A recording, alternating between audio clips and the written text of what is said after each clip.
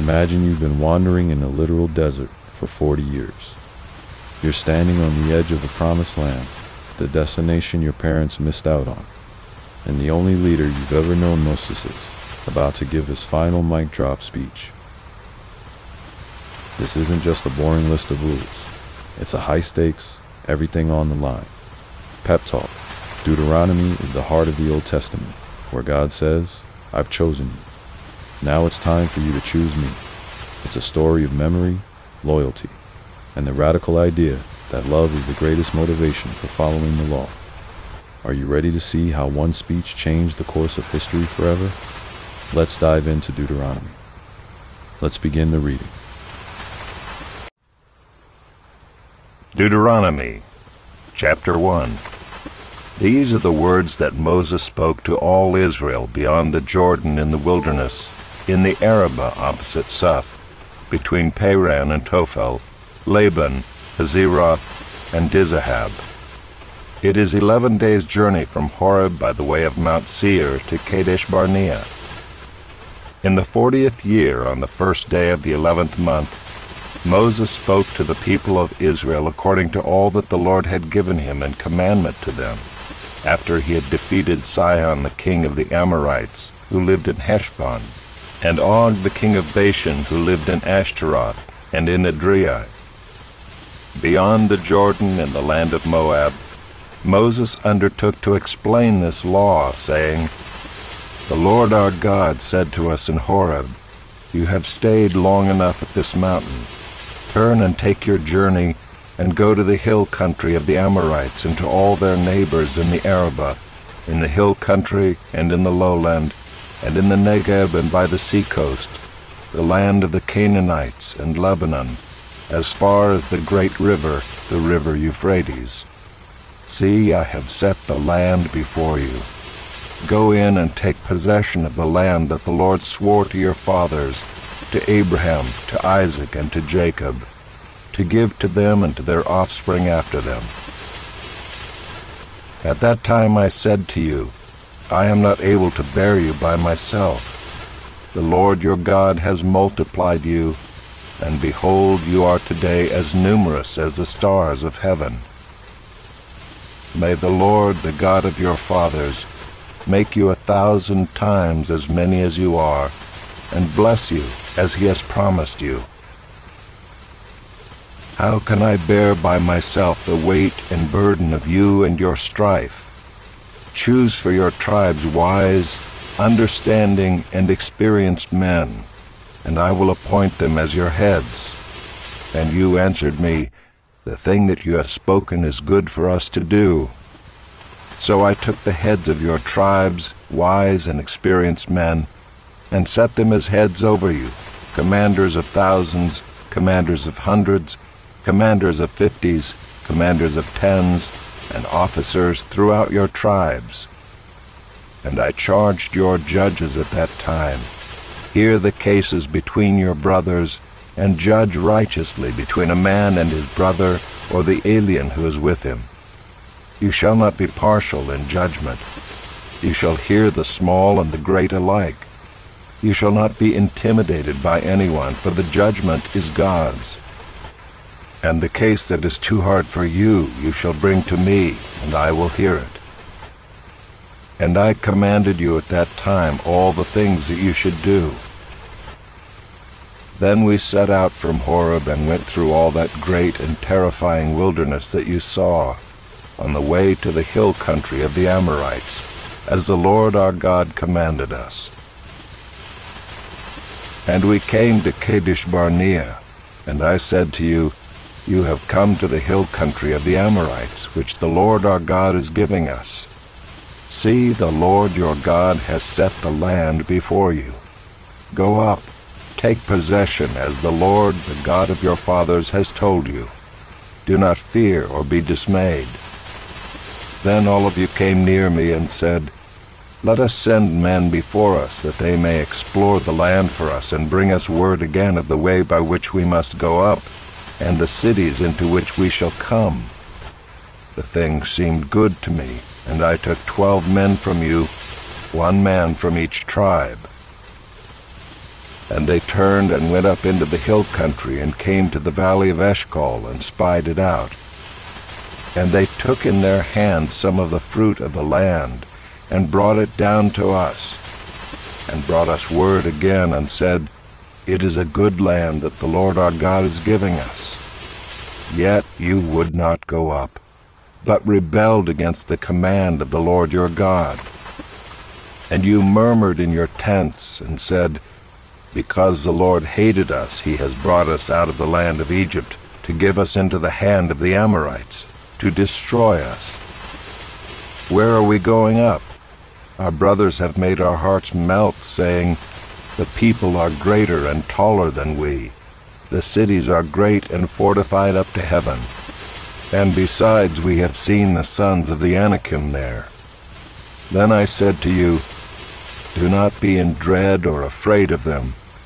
The Lord your God who goes before you will himself fight for you, just as he did for you in Egypt before your eyes, and in the wilderness, where you have seen how the Lord your God carried you, as a man carries his son, all the way that you went until you came to this place. Yet in spite of this word, you did not believe the Lord your God, who went before you in the way to seek you out a place to pitch your tents, in fire by night, and in the cloud by day, to show you by what way you should go. And the Lord heard your words and was angered, and he swore, Not one of these men of this evil generation shall see the good land that I swore to give to your fathers, except Caleb, the son of Jephunneh. He shall see it, and to him and to his children I will give the land on which he has trodden, because he has wholly followed the Lord. Even with me the Lord was angry on your account, and said, You also shall not go in there. Joshua the son of Nun, who stands before you, he shall enter. Encourage him, for he shall cause Israel to inherit it. And as for your little ones, who you said would become a prey, and your children who today have no knowledge of good or evil, they shall go in there, and to them I will give it, and they shall possess it. But as for you, turn and journey into the wilderness in the direction of the Red Sea. Then you answered me, We have sinned against the Lord. We ourselves will go up and fight, just as the Lord our God commanded us. And every one of you fastened on his weapons of war and thought it easy to go up into the hill country. And the Lord said to me, Say to them, Do not go up or fight, for I am not in your midst, lest you be defeated before your enemies. So I spoke to you, and you would not listen. But you rebelled against the command of the Lord, and presumptuously went up into the hill country. Then the Amorites who lived in that hill country came out against you, and chased you as bees do, and beat you down in Seir as far as Hormah. And you returned and wept before the Lord. But the Lord did not listen to your voice or give ear to you. So you remained at Kadesh many days, the days that you remained there.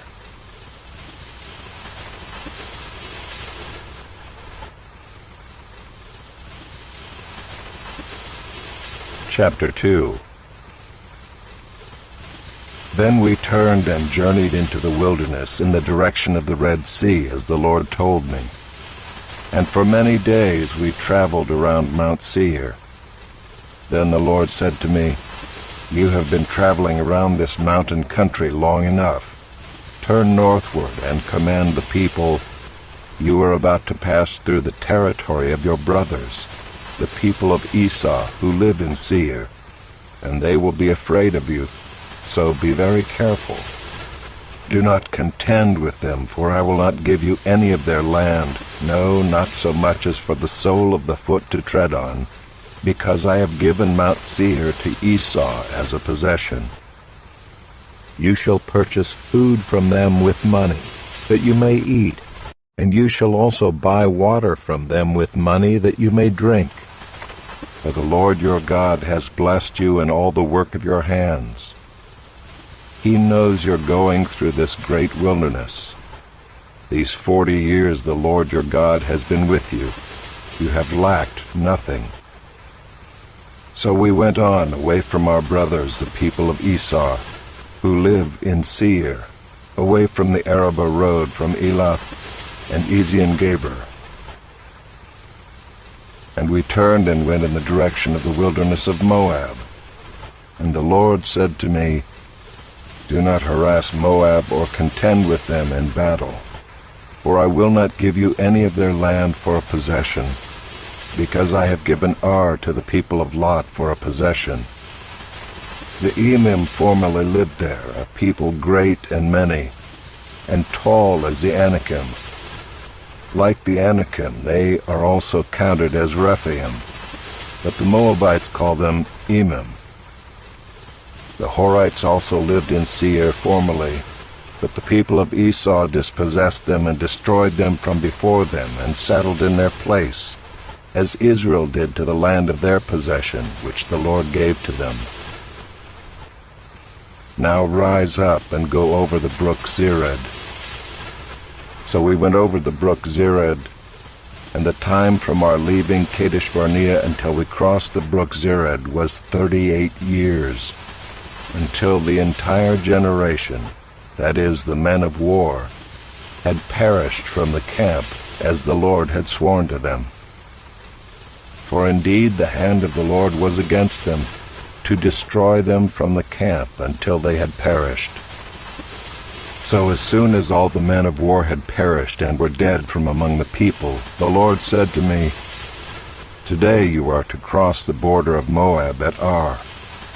And when you approach the territory of the people of Ammon, do not harass them or contend with them, for I will not give you any of the land of the people of Ammon as a possession, because I have given it to the sons of Lot for a possession. It is also counted as a land of Rephaim. Rephaim formerly lived there, but the Ammonites called them Zamzummim, a people great and many, and tall as the Anakim. But the Lord destroyed them before the Ammonites, and they dispossessed them and settled in their place, as he did for the people of Esau who live in Seir, when he destroyed the Horites before them, and they dispossessed them and settled in their place even to this day. As for the Avim who lived in the villages as far as Gaza, the Caphtorim who came from Caphtor destroyed them and settled in their place. Rise up, set out on your journey, and go over the valley of the Arnon. Behold, I have given into your hand Sihon the Amorite, king of Heshbon, and his land. Begin to take possession and contend with him in battle. This day I will begin to put the dread and fear of you on the peoples who are under the whole heaven, who shall hear the report of you, and shall tremble and be in anguish because of you. So I sent messengers from the wilderness of Kedemoth to Sihon the king of Heshbon with words of peace, saying, "Let me pass through your land. I will go only by the road. I will turn aside neither to the right nor to the left. You shall sell me food for money that I may eat, and give me water for money that I may drink. Only let me pass through on foot, as the sons of Esau who live in Seir and the Moabites who live in Ar did for me, until I go over the Jordan into the land that the Lord our God is giving to us." But Sihon the king of Heshbon would not let us pass by him, for the Lord your God hardened his spirit and made his heart obstinate, that he might give him into your hand as he is this day.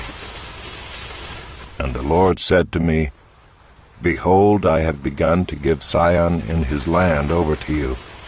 Begin to take possession, that you may occupy his land." Then Sihon came out against us, he and all his people, to battle at Jahaz. And the Lord our God gave him over to us, and we defeated him and his sons and all his people. And we captured all his cities at that time, and devoted to destruction every city, men, women, and children.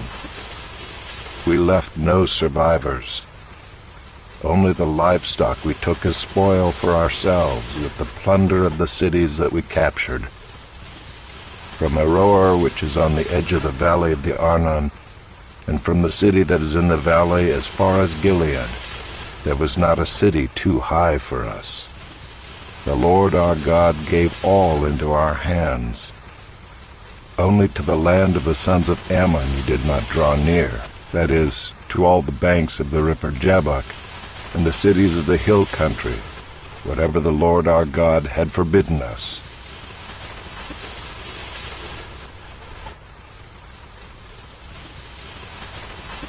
Chapter 3. Then we turned and went up the way to Bashan. And Og the king of Bashan came out against us, he and all his people, to battle at Adrei. But the Lord said to me, Do not fear him, for I have given him and all his people and his land into your hand.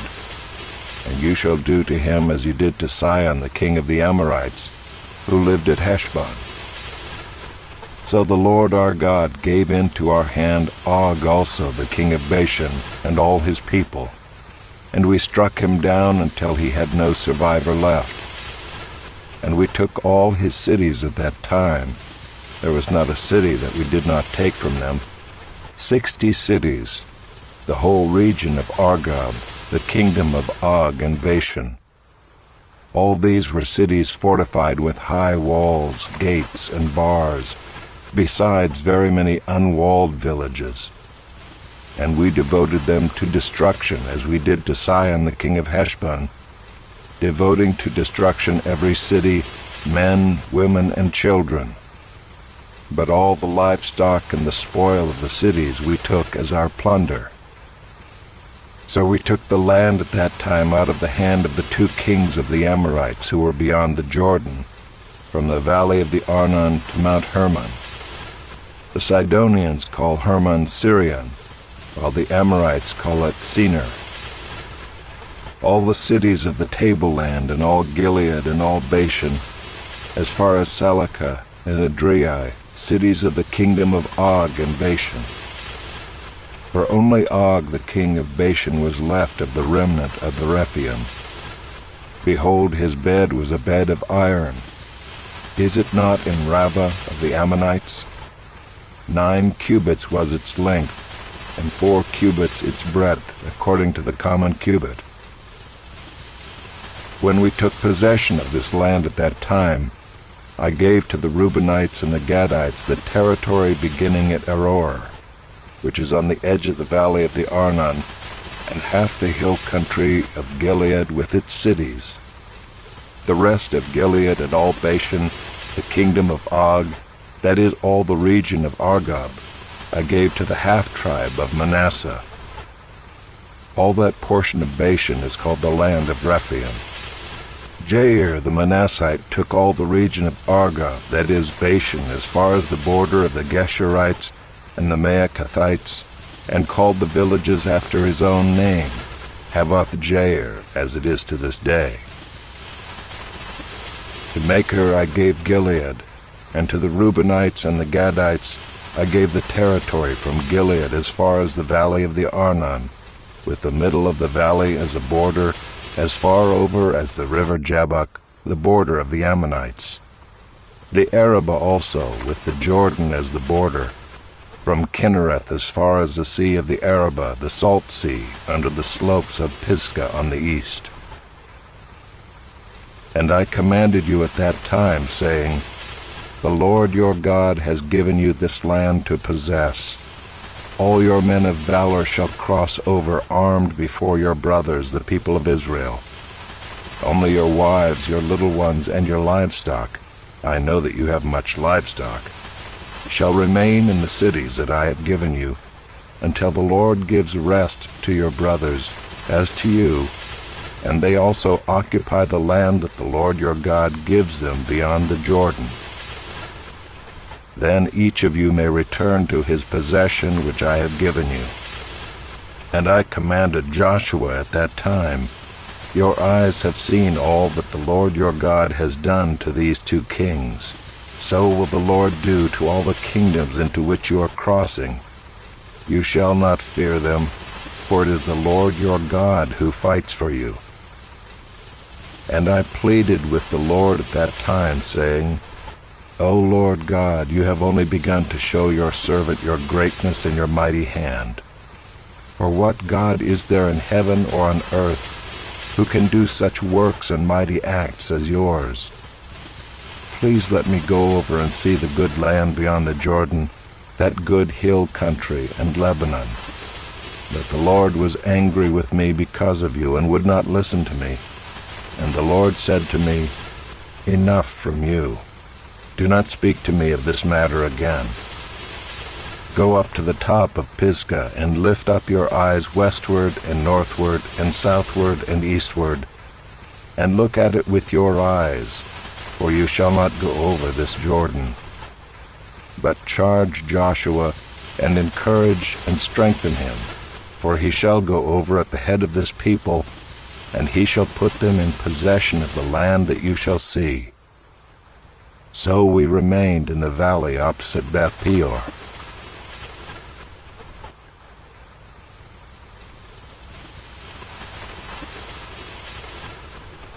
Chapter 4. And now, O Israel, listen to the statutes and the rules that I am teaching you, and do them, that you may live, and go in and take possession of the land that the Lord, the God of your fathers, is giving you. You shall not add to the word that I command you, nor take from it, that you may keep the commandments of the Lord your God that I command you. Your eyes have seen what the Lord did at Baal Peor, for the Lord your God destroyed from among you all the men who followed the Baal of Peor. But you who held fast to the Lord your God are all alive today. See, I have taught you statutes and rules, as the Lord my God commanded me, that you should do them in the land that you are entering to take possession of it. Keep them and do them, for that will be your wisdom and your understanding in the sight of the peoples, who, when they hear all these statutes, will say, "Surely this great nation is a wise and understanding people." For what great nation is there that has a God so near to it as the Lord our God is to us, whenever we call upon him?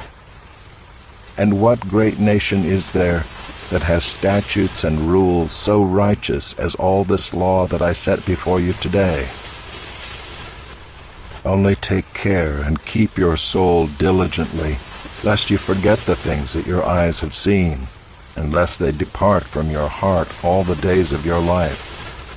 Make them known to your children and your children's children, how on the day that you stood before the Lord your God at Horeb, the Lord said to me, "Gather the people to me, that I may let them hear my words, so that they may learn to fear me all the days that they live on the earth, and that they may teach their children so." And you came near and stood at the foot of the mountain, while the mountain burned with fire to the heart of heaven, wrapped in darkness, cloud, and gloom. Then the Lord spoke to you out of the midst of the fire. You heard the sound of words, but saw no form. There was only a voice. And he declared to you his covenant, which he commanded you to perform, that is, the 10 Commandments, and he wrote them on 2 tablets of stone. And the Lord commanded me at that time to teach you statutes and rules, that you might do them in the land that you are going over to possess. Therefore, watch yourselves very carefully, since you saw no form on the day that the Lord spoke to you at Horeb out of the midst of the fire. Beware lest you act corruptly by making a carved image for yourselves in the form of any figure, the likeness of male or female, the likeness of any animal that is on the earth, the likeness of any winged bird that flies in the air, the likeness of anything that creeps on the ground, the likeness of any fish that is in the water under the earth. And beware lest you raise your eyes to heaven And when you see the sun and the moon and the stars, all the host of heaven, you be drawn away and bow down to them and serve them, things that the Lord your God has allotted to all the peoples under the whole heaven. But the Lord has taken you and brought you out of the iron furnace, out of Egypt, to be a people of his own inheritance, as you are this day. Furthermore, the Lord was angry with me because of you, and he swore that I should not cross the Jordan, and that I should not enter the good land that the Lord your God is giving you for an inheritance. For I must die in this land. I must not go over the Jordan. But you shall go over and take possession of that good land. Take care lest you forget the covenant of the Lord your God, which he made with you, and make a carved image, the form of anything that the Lord your God has forbidden you. For the Lord your God is a consuming fire, a jealous God.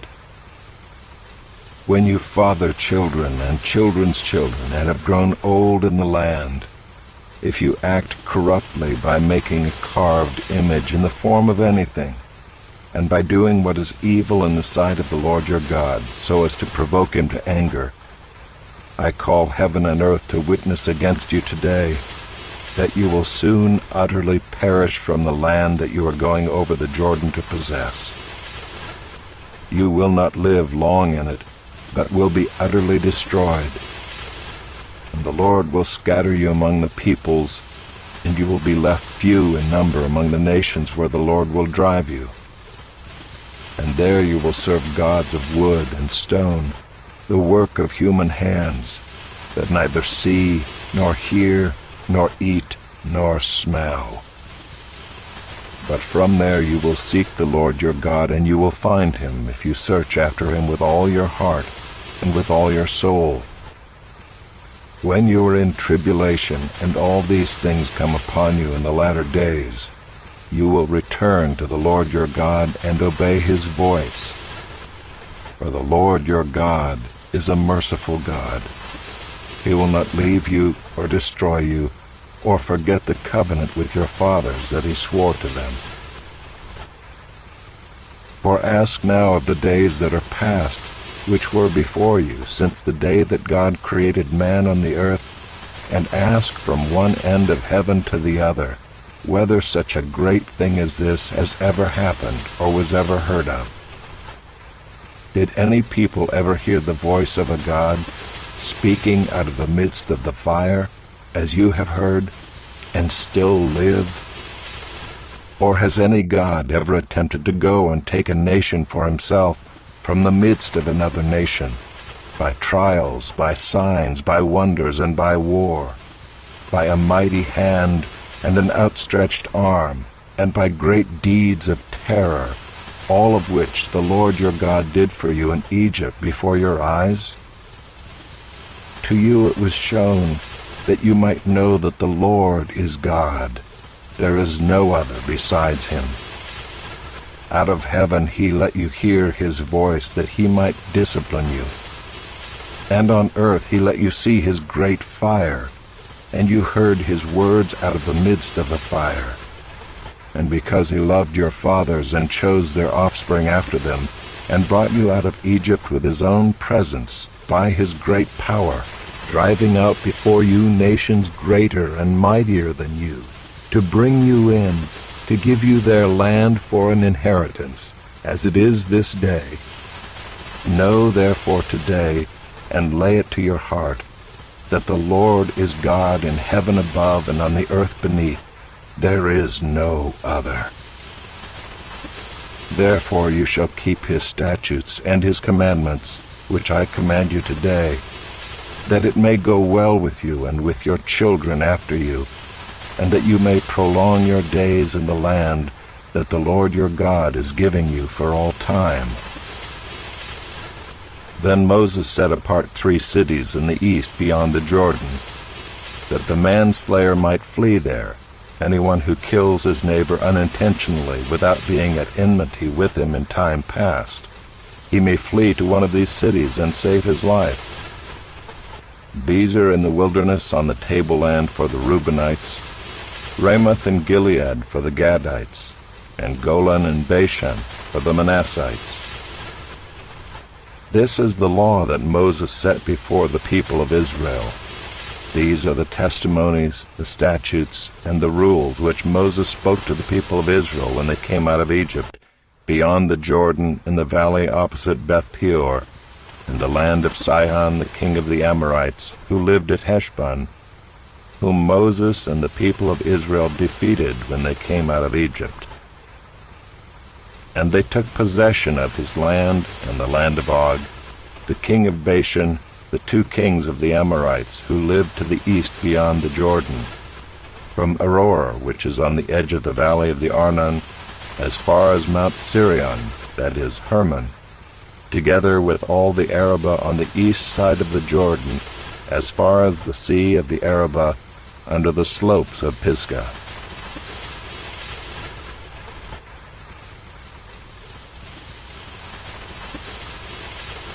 Chapter 5. And Moses summoned all Israel, and said to them, Hear, O Israel, the statutes and the rules that I speak in your hearing today, and you shall learn them and be careful to do them.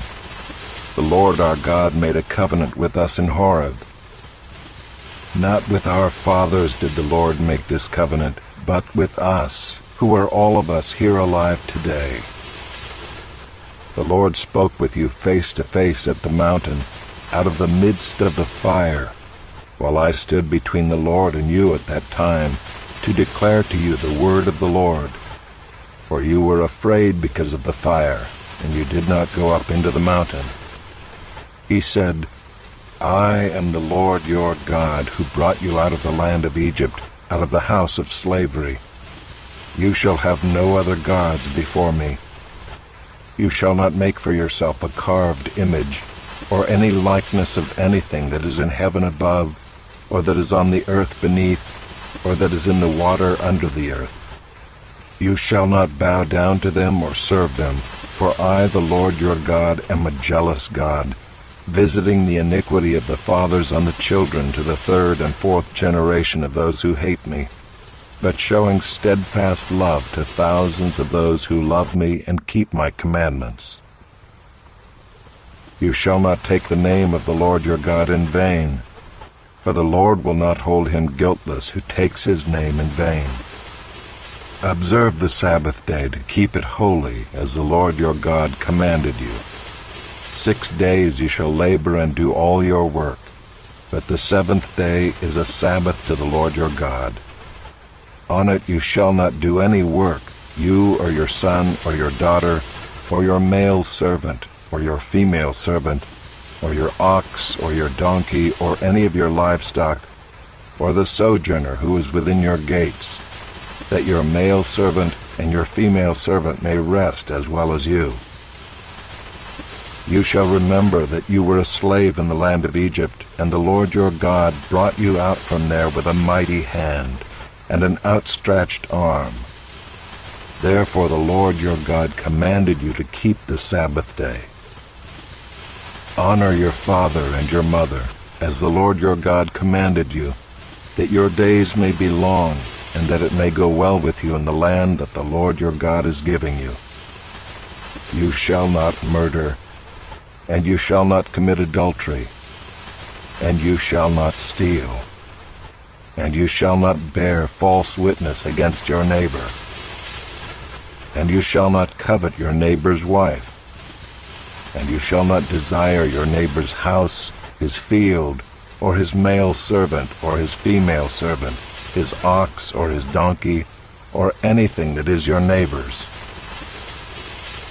These words the Lord spoke to all your assembly at the mountain out of the midst of the fire, the cloud, and the thick darkness, with a loud voice. And he added no more. And he wrote them on 2 tablets of stone, and gave them to me. And as soon as you heard the voice out of the midst of the darkness, while the mountain was burning with fire, you came near to me, all the heads of your tribes and your elders. And you said, Behold, the Lord our God has shown us his glory and greatness, and we have heard his voice out of the midst of the fire. This day we have seen God speak with man, and man still live. Now therefore, why should we die? For this great fire will consume us. If we hear the voice of the Lord our God any more, we shall die. For who is there of all flesh that has heard the voice of the living God speaking out of the midst of fire as we have, and has still lived? Go near and hear all that the Lord our God will say, and speak to us all that the Lord our God will speak to you, and we will hear and do it.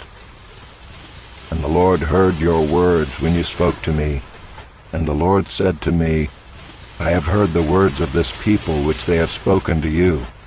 They are right in all that they have spoken. Oh, that they had such a heart as this always, to fear me and to keep all my commandments, that it might go well with them and with their descendants forever. Go and say to them, return to your tents. But you stand here by me, and I will tell you the whole commandment, and the statutes and the rules that you shall teach them, that they may do them in the land that I am giving them to possess. You shall be careful therefore to do as the Lord your God has commanded you. You shall not turn aside to the right hand or to the left. You shall walk in all the way that the Lord your God has commanded you, that you may live, and that it may go well with you, and that you may live long in the land that you shall possess.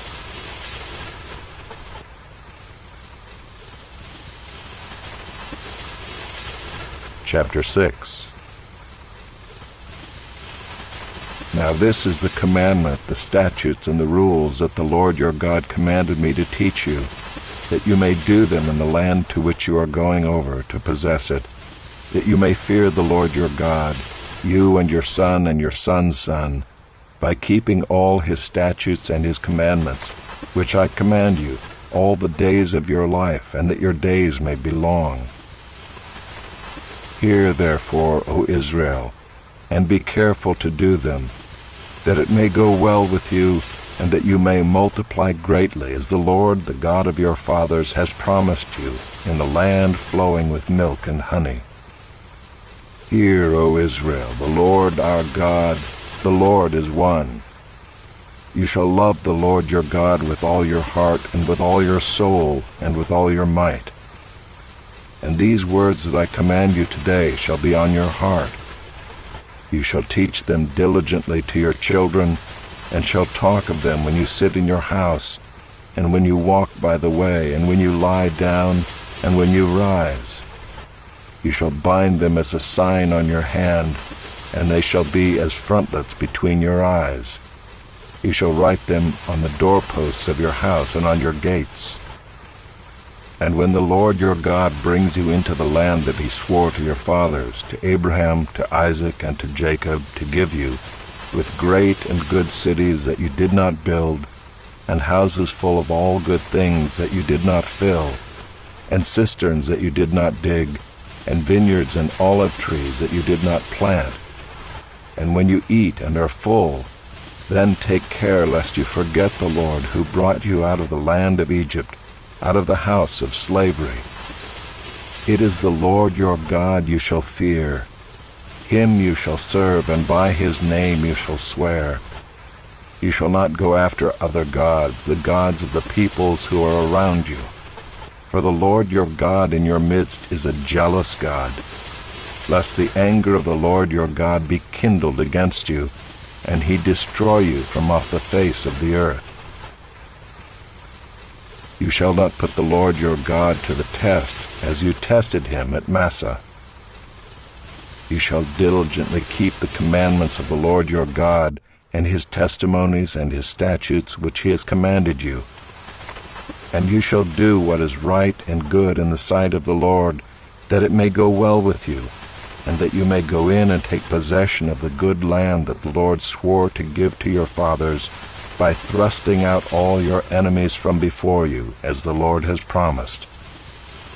When your son asks you in time to come, What is the meaning of the testimonies and the statutes and the rules that the Lord our God has commanded you? Then you shall say to your son, We were Pharaoh's slaves in Egypt, and the Lord brought us out of Egypt with a mighty hand. And the Lord showed signs and wonders, great and grievous, against Egypt and against Pharaoh and all his household, before our eyes. And he brought us out from there, that he might bring us in and give us the land that he swore to give to our fathers.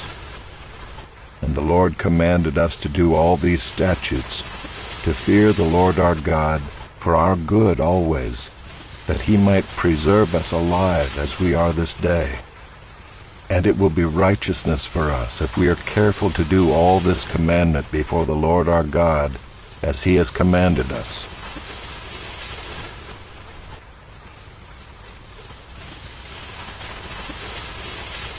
Chapter 7. When the Lord your God brings you into the land that you are entering to take possession of it, and clears away many nations before you, the Hittites, the Girgashites, the Amorites, the Canaanites, the Perizzites, the Hivites, and the Jebusites, 7 nations more numerous and mightier than you. And when the Lord your God gives them over to you, and you defeat them, then you must devote them to complete destruction. You shall make no covenant with them, and show no mercy to them. You shall not intermarry with them, giving your daughters to their sons, or taking their daughters for your sons, for they would turn away your sons from following me, to serve other gods. Then the anger of the Lord would be kindled against you, and he would destroy you quickly. But thus shall you deal with them. You shall break down their altars, and dash in pieces their pillars, and chop down their Asherim, and burn their carved images with fire. For you are a people holy to the Lord your God. The Lord your God has chosen you to be a people for his treasured possession out of all the peoples who are on the face of the earth.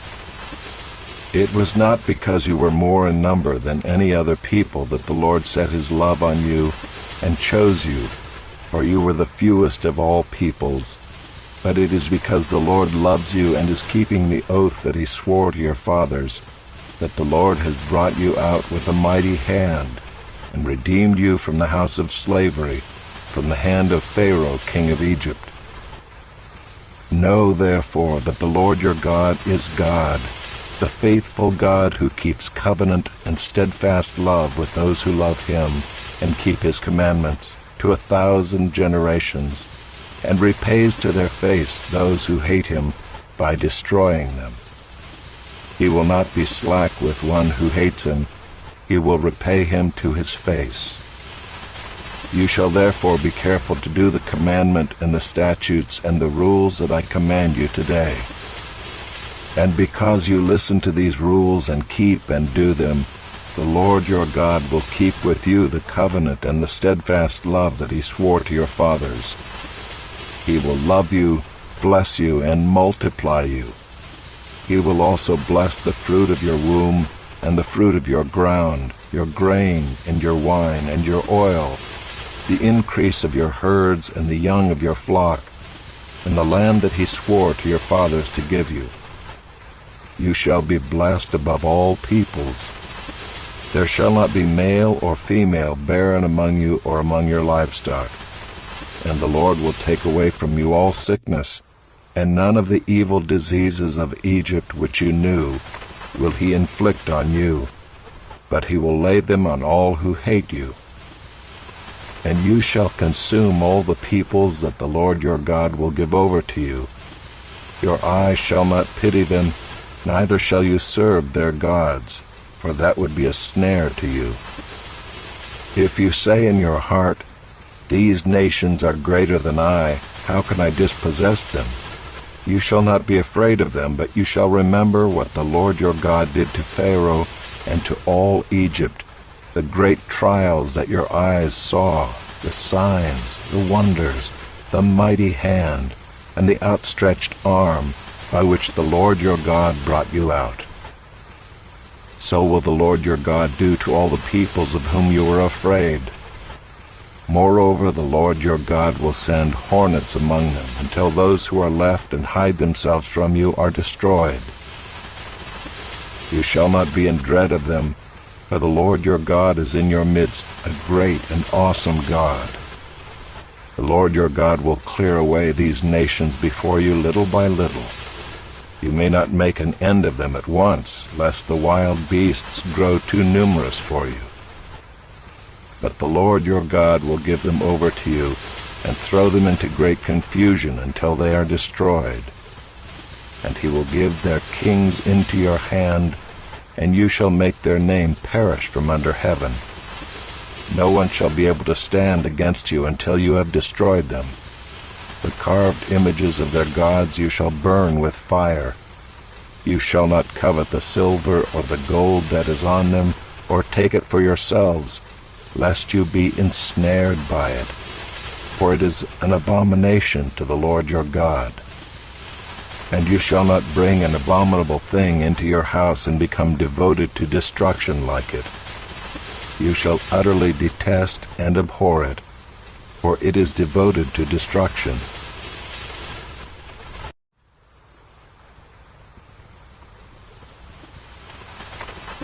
Chapter 8. The whole commandment that I command you today you shall be careful to do, that you may live and multiply, and go in and possess the land that the Lord swore to give to your fathers. And you shall remember the whole way that the Lord your God has led you these 40 years in the wilderness, that he might humble you, testing you to know what was in your heart, whether you would keep his commandments or not. And he humbled you, and let you hunger, and fed you with manna which you did not know, nor did your fathers know, that he might make you know that man does not live by bread alone, but man lives by every word that comes from the mouth of the Lord. Your clothing did not wear out on you, and your foot did not swell these 40 years. Know then in your heart that, as a man disciplines his son, the Lord your God disciplines you. So you shall keep the commandments of the Lord your God by walking in his ways and by fearing him. For the Lord your God is bringing you into a good land, a land of brooks of water, of fountains and springs, flowing out in the valleys and hills, a land of wheat and barley, of vines and fig trees and pomegranates, a land of olive trees and honey, a land in which you will eat bread without scarcity, in which you will lack nothing, a land whose stones are iron, and out of whose hills you can dig copper. And you shall eat and be full, and you shall bless the Lord your God for the good land he has given you. Take care lest you forget the Lord your God by not keeping his commandments and his rules and his statutes which I command you today, lest when you have eaten and are full and have built good houses and live in them, and when your herds and flocks multiply, and your silver and gold is multiplied, and all that you have is multiplied, then your heart be lifted up, and you forget the Lord your God, who brought you out of the land of Egypt, out of the house of slavery, who led you through the great and terrifying wilderness, with its fiery serpents and scorpions, and thirsty ground, where there was no water, who brought you water out of the flinty rock, who fed you in the wilderness with manna that your fathers did not know, that he might humble you and test you, to do you good in the end. Beware lest you say in your heart, my power and the might of my hand have gotten me this wealth. You shall remember the Lord your God, for it is he who gives you power to get wealth, that he may confirm his covenant that he swore to your fathers, as it is this day.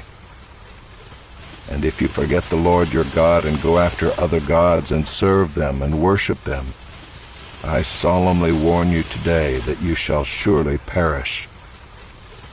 Like the nations that the Lord makes to perish before you, so shall you perish, because you would not obey the voice of the Lord your God.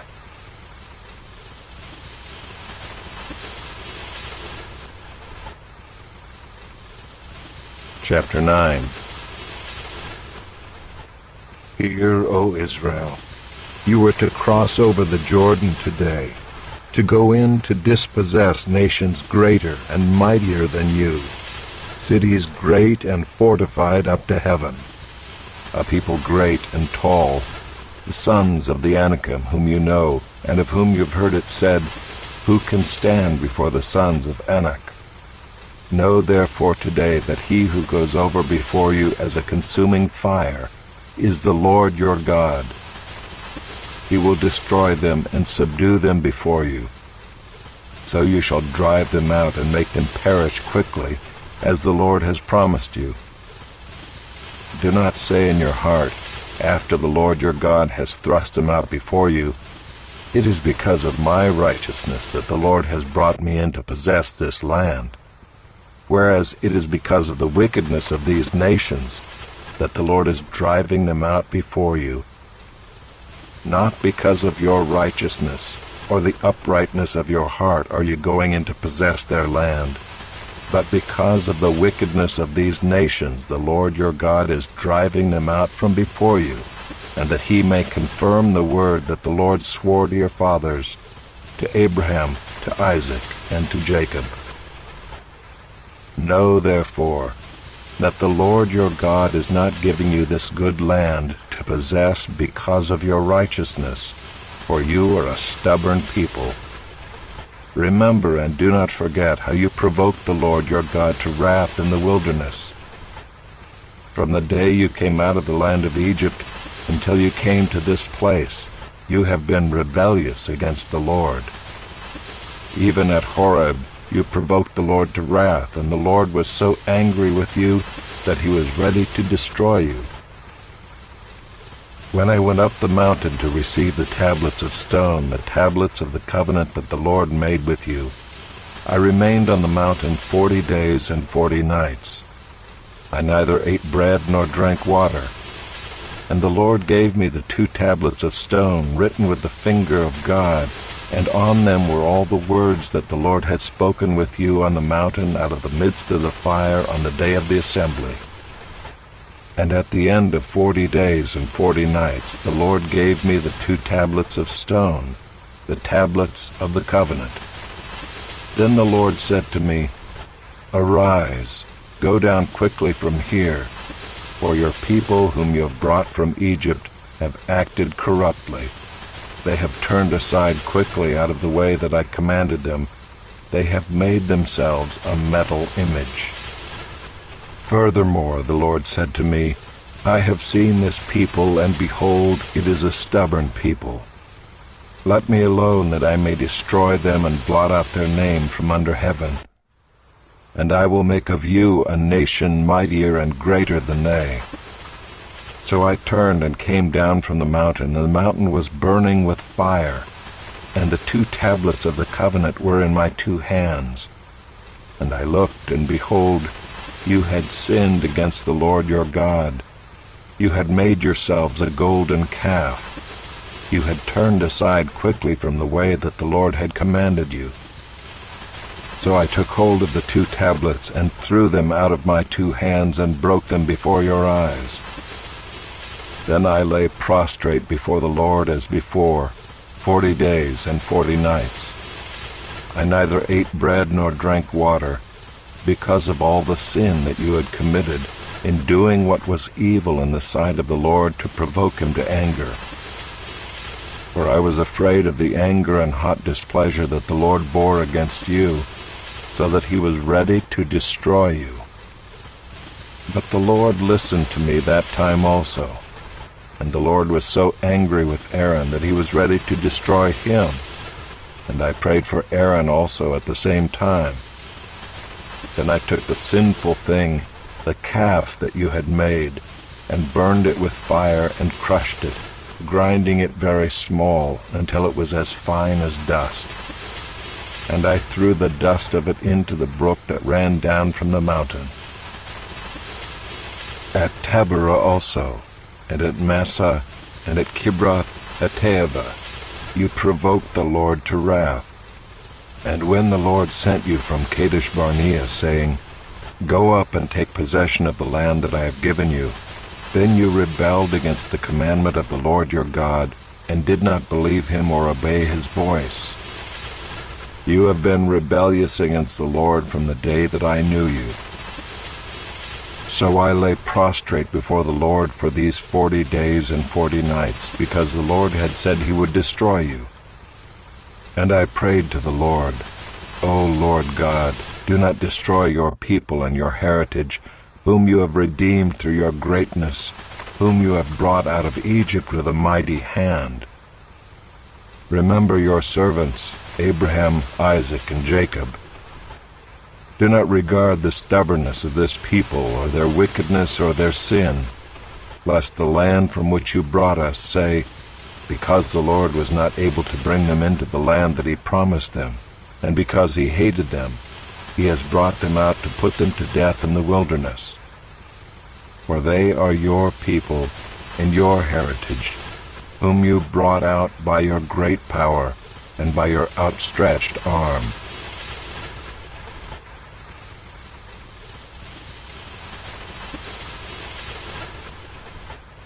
Chapter 10.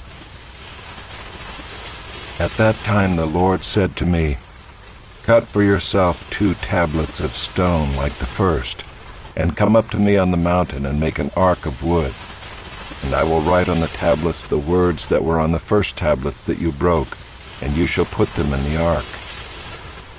So I made an ark of acacia wood and cut 2 tablets of stone like the first, and went up the mountain with the 2 tablets in my hand. And he wrote on the tablets in the same writing as before, the 10 commandments that the Lord had spoken to you on the mountain out of the midst of the fire on the day of the assembly. And the Lord gave them to me.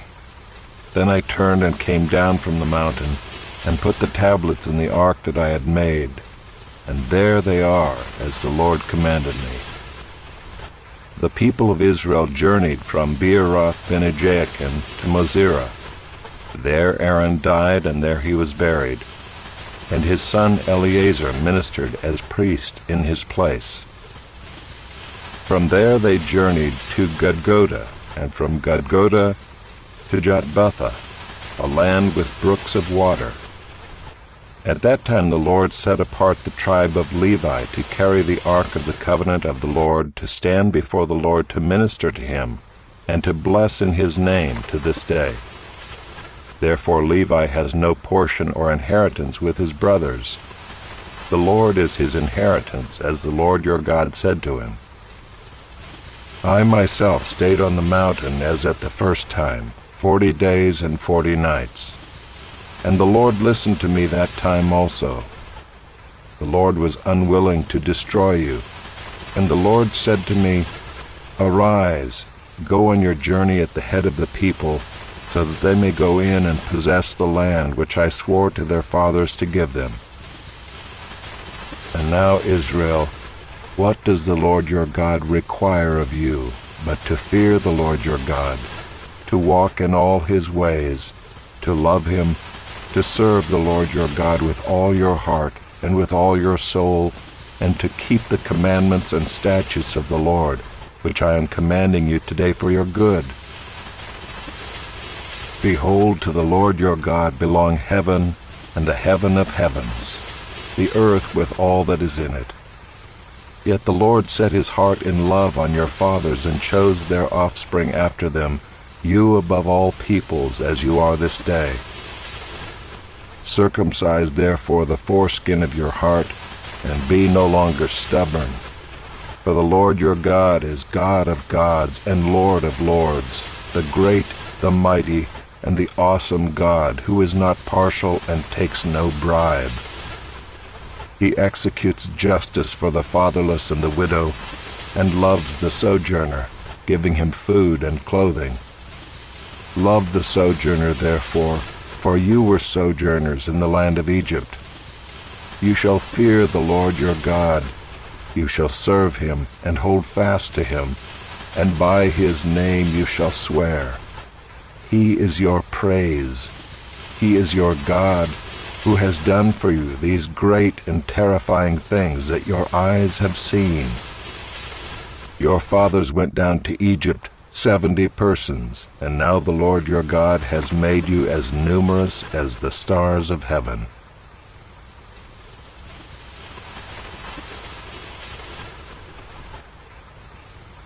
Chapter 11. You shall therefore love the Lord your God and keep his charge, his statutes, his rules, and his commandments always.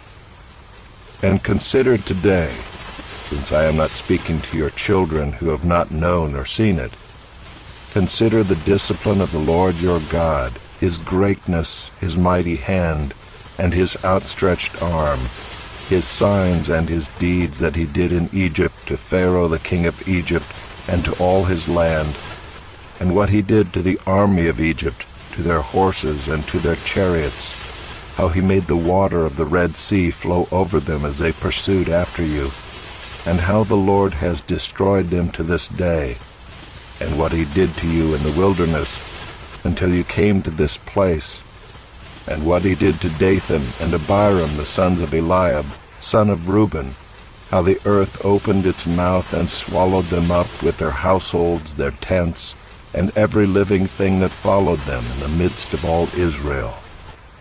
For your eyes have seen all the great work of the Lord that he did. You shall therefore keep the whole commandment that I command you today, that you may be strong and go in and take possession of the land that you are going over to possess, and that you may live long in the land that the Lord swore to your fathers to give to them and to their offspring, a land flowing with milk and honey. For the land that you are entering to take possession of it is not like the land of Egypt, from which you have come, where you sowed your seed and irrigated it like a garden of vegetables. But the land that you are going over to possess is a land of hills and valleys, which drinks water by the rain from heaven, a land that the Lord your God cares for. The eyes of the Lord your God are always upon it, from the beginning of the year to the end of the year. And if you will indeed obey my commandments that I command you today, to love the Lord your God and to serve him with all your heart and with all your soul, he will give the rain for your land in its season, the early rain and the later rain, that you may gather in your grain and your wine and your oil. And he will give grass in your fields for your livestock, and you shall eat and be full. Take care lest your heart be deceived, and you turn aside and serve other gods and worship them. Then the anger of the Lord will be kindled against you, and he will shut up the heavens, so that there will be no rain, and the land will yield no fruit, and you will perish quickly off the good land that the Lord is giving you. You shall therefore lay up these words of mine in your heart and in your soul, and you shall bind them as a sign on your hand, and they shall be as frontlets between your eyes. You shall teach them to your children, talking of them when you are sitting in your house, and when you are walking by the way, and when you lie down, and when you rise. You shall write them on the doorposts of your house and on your gates, that your days and the days of your children may be multiplied in the land that the Lord swore to your fathers to give them, as long as the heavens are above the earth. For if you will be careful to do all this commandment that I command you to do, loving the Lord your God, walking in all his ways, and holding fast to him, then the Lord will drive out all these nations before you, and you will dispossess nations greater and mightier than you. Every place on which the sole of your foot treads shall be yours. Your territory shall be from the wilderness to the Lebanon, and from the river Euphrates, to the western sea. No one shall be able to stand against you. The Lord your God will lay the fear of you and the dread of you on all the land that you shall tread, as he promised you. See, I am setting before you today a blessing and a curse. The blessing if you obey the commandments of the Lord your God, which I command you today, and the curse if you do not obey the commandments of the Lord your God, but turn aside from the way that I am commanding you today, to go after other gods that you have not known.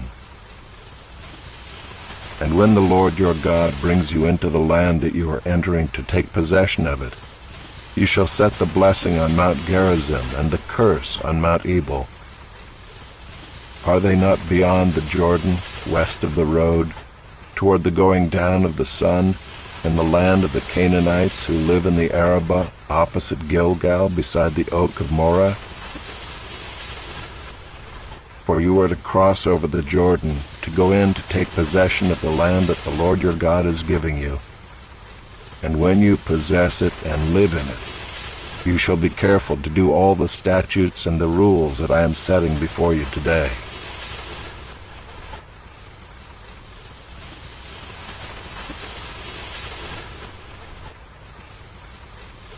Chapter 12. These are the statutes and rules that you shall be careful to do in the land that the Lord, the God of your fathers, has given you to possess all the days that you live on the earth. You shall surely destroy all the places where the nations whom you shall dispossess serve their gods, on the high mountains, and on the hills, and under every green tree. You shall tear down their altars and dash in pieces their pillars and burn their Asherim with fire. You shall chop down the carved images of their gods and destroy their name out of that place. You shall not worship the Lord your God in that way. But you shall seek the place that the Lord your God will choose out of all your tribes to put his name and make his habitation there. There you shall go, and there you shall bring your burnt offerings and your sacrifices, your tithes, and the contribution that you present, your vow offerings, your free will offerings, and the firstborn of your herd and of your flock. And there you shall eat before the Lord your God, and you shall rejoice, you and your households, in all that you undertake, in which the Lord your God has blessed you. You shall not do according to all that we are doing here today, everyone doing whatever is right in his own eyes. For you have not as yet come to the rest and to the inheritance that the Lord your God is giving you. But when you go over the Jordan and live in the land that the Lord your God is giving you to inherit, and when he gives you rest from all your enemies around, so that you live in safety, then to the place that the Lord your God will choose to make his name dwell there, there you shall bring all that I command you, your burnt offerings and your sacrifices, your tithes and the contribution that you present, and all your finest vow offerings that you vow to the Lord. And you shall rejoice before the Lord your God, you and your sons and your daughters, your male servants and your female servants, and the Levite that is within your towns, since he has no portion or inheritance with you. Take care that you do not offer your burnt offerings at any place that you see, but at the place that the Lord will choose in one of your tribes. There you shall offer your burnt offerings, and there you shall do all that I am commanding you. However, you may slaughter and eat meat within any of your towns as much as you desire, according to the blessing of the Lord your God that he has given you. The unclean and the clean may eat of it, as of the gazelle and as of the deer. Only you shall not eat the blood, you shall pour it out on the earth like water. You may not eat within your towns the tithe of your grain, or of your wine, or of your oil, or the firstborn of your herd or of your flock, or any of your vow offerings that you vow, or your free will offerings, or the contribution that you present. But you shall eat them before the Lord your God in the place that the Lord your God will choose, you and your son and your daughter, your male servant and your female servant, and the Levite who is within your towns. And you shall rejoice before the Lord your God in all that you undertake. Take care that you do not neglect the Levite as long as you live in your land.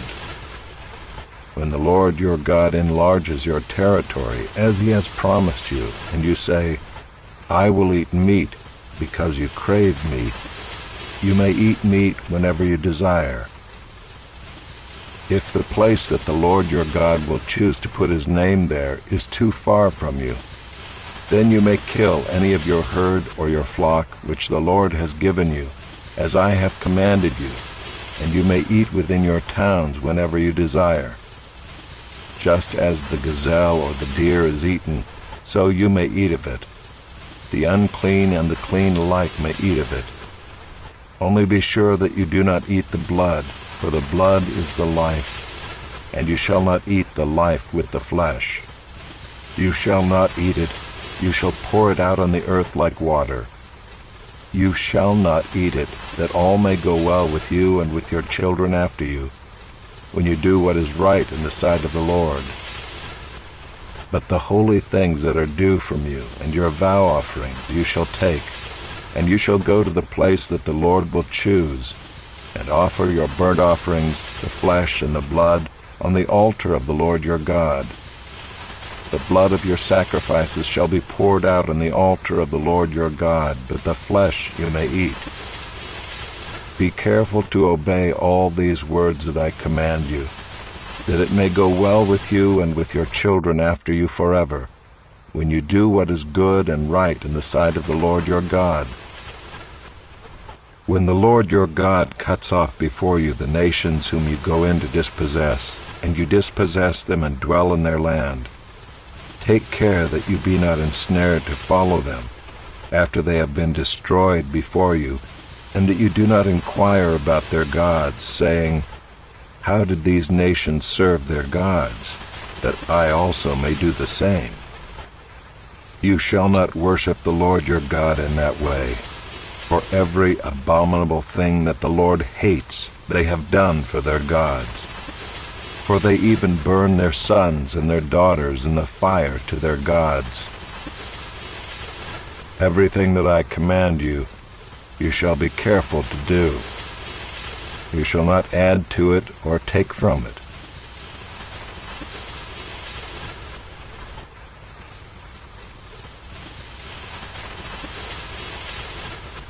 Chapter 13.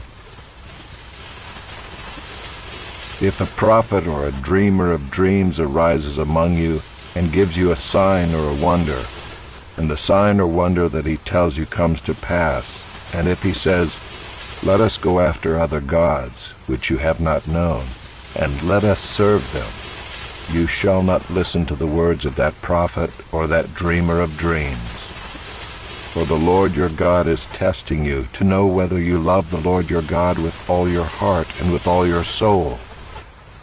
You shall walk after the Lord your God and fear him and keep his commandments and obey his voice, and you shall serve him and hold fast to him.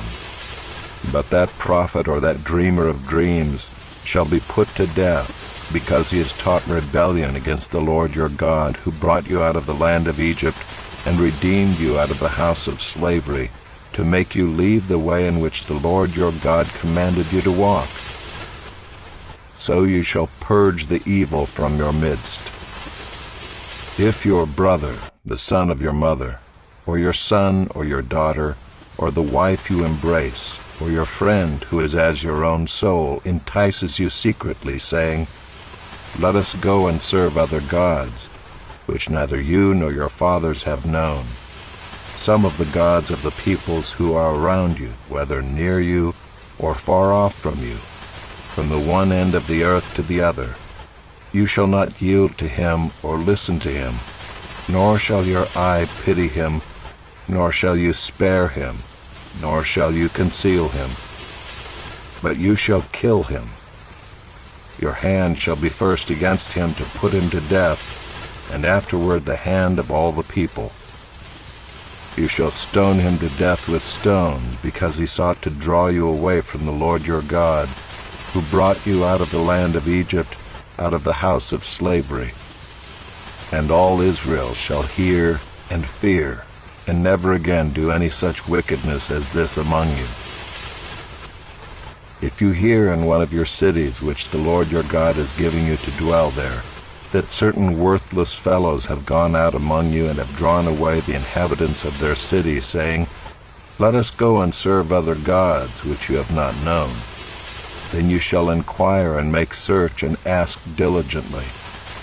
And behold, if it be true and certain that such an abomination has been done among you, you shall surely put the inhabitants of that city to the sword, devoting it to destruction, all who are in it and its cattle with the edge of the sword. You shall gather all its spoil into the midst of its open square, and burn the city and all its spoil with fire, as a whole burnt offering to the Lord your God. It shall be a heap forever. It shall not be built again. None of the devoted things shall stick to your hand, that the Lord may turn from the fierceness of his anger, and show you mercy, and have compassion on you, and multiply you as he swore to your fathers, if you obey the voice of the Lord your God, keeping all his commandments that I am commanding you today, and doing what is right in the sight of the Lord your God.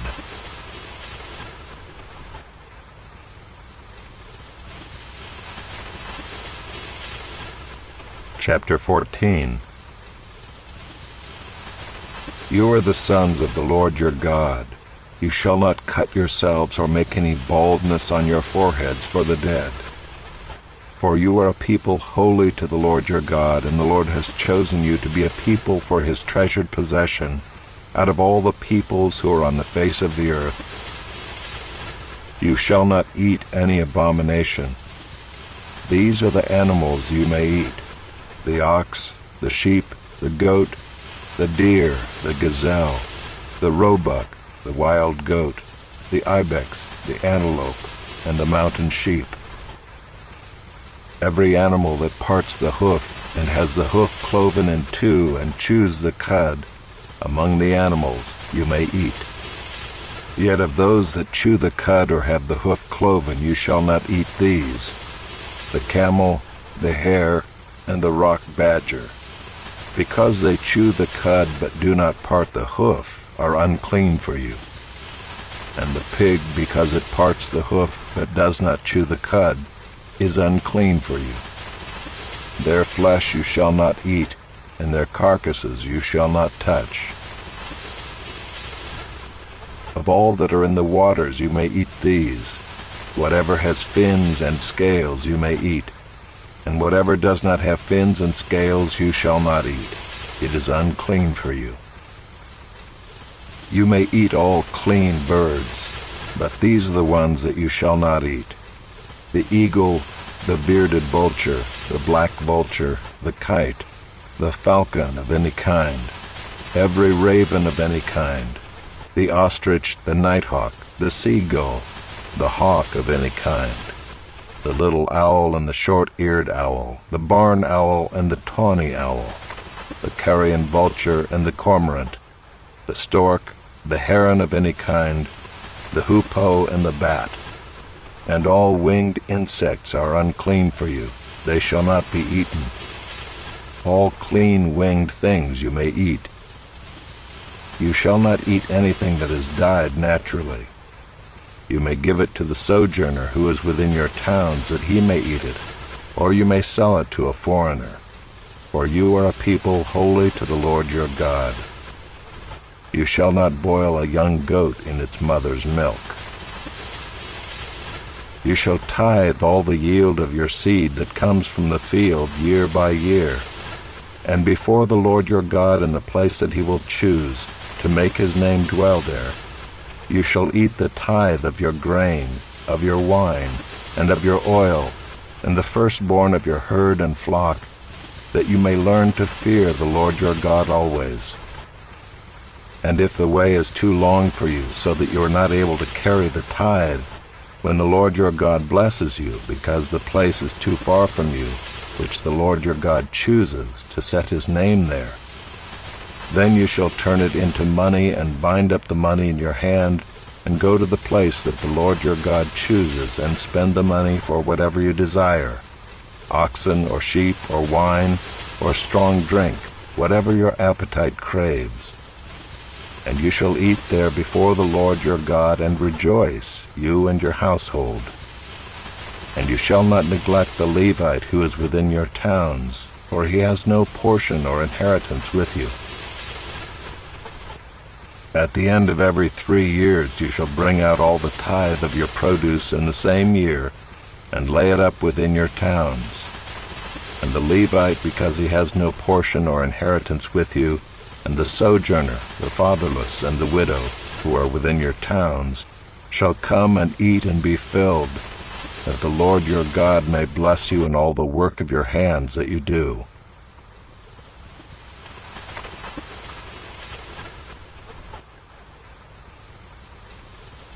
Chapter 15.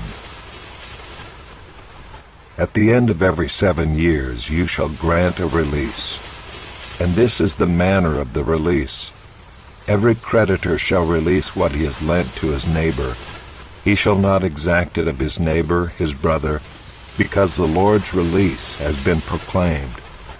Of a foreigner you may exact it, but whatever of yours is with your brother your hand shall release. But there will be no poor among you, for the Lord will bless you in the land that the Lord your God is giving you for an inheritance to possess, if only you will strictly obey the voice of the Lord your God, being careful to do all this commandment that I command you today. For the Lord your God will bless you as he promised you, and you shall lend to many nations, but you shall not borrow, and you shall rule over many nations, but they shall not rule over you. If among you one of your brothers should become poor in any of your towns within your land that the Lord your God is giving you, you shall not harden your heart or shut your hand against your poor brother, but you shall open your hand to him and lend him sufficient for his need, whatever it may be. Take care lest there be an unworthy thought in your heart, and you say, the 7th year, the year of release, is near, and your eye look grudgingly on your poor brother, and you give him nothing, and he cried to the Lord against you, and you be guilty of sin. You shall give to him freely, and your heart shall not be grudging when you give to him, because for this the Lord your God will bless you in all your work and in all that you undertake. For there will never cease to be poor in the land. Therefore I command you, you shall open wide your hand to your brother, to the needy and to the poor in your land. If your brother, a Hebrew man or a Hebrew woman, is sold to you, he shall serve you 6 years, and in the 7th year you shall let him go free from you. And when you let him go free from you, you shall not let him go empty-handed. You shall furnish him liberally out of your flock, out of your threshing floor, and out of your winepress. As the Lord your God has blessed you, you shall give to him. You shall remember that you were a slave in the land of Egypt, and the Lord your God redeemed you. Therefore I command you this today. But if he says to you, I will not go out from you, because he loves you and your household, since he is well off with you, then you shall take an awl, and put it through his ear into the door, and he shall be your slave forever. And to your female slave you shall do the same. It shall not seem hard to you when you let him go free from you, for at half the cost of a hired worker he has served you 6 years. So the Lord your God will bless you in all that you do. All the firstborn males that are born of your herd and flock you shall dedicate to the Lord your God. You shall do no work with the firstborn of your herd, nor shear the firstborn of your flock. You shall eat it, you and your household, before the Lord your God, year by year, at the place that the Lord will choose. But if it has any blemish, if it is lame or blind, or has any serious blemish whatever, you shall not sacrifice it to the Lord your God. You shall eat it within your towns. The unclean and the clean alike may eat it, as though it were a gazelle or a deer. Only you shall not eat its blood, you shall pour it out on the ground like water.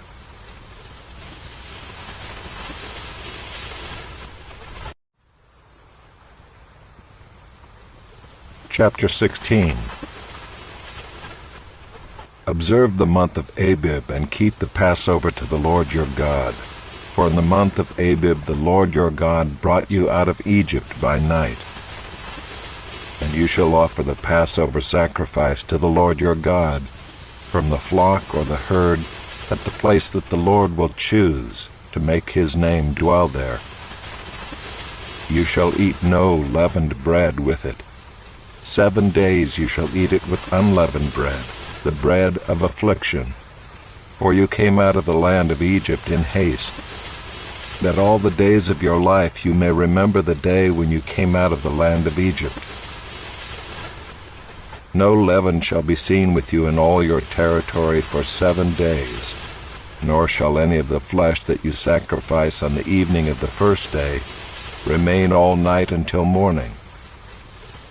You may not offer the Passover sacrifice within any of your towns that the Lord your God is giving you, but at the place that the Lord your God will choose, to make his name dwell in it. There you shall offer the Passover sacrifice in the evening at sunset, at the time you came out of Egypt.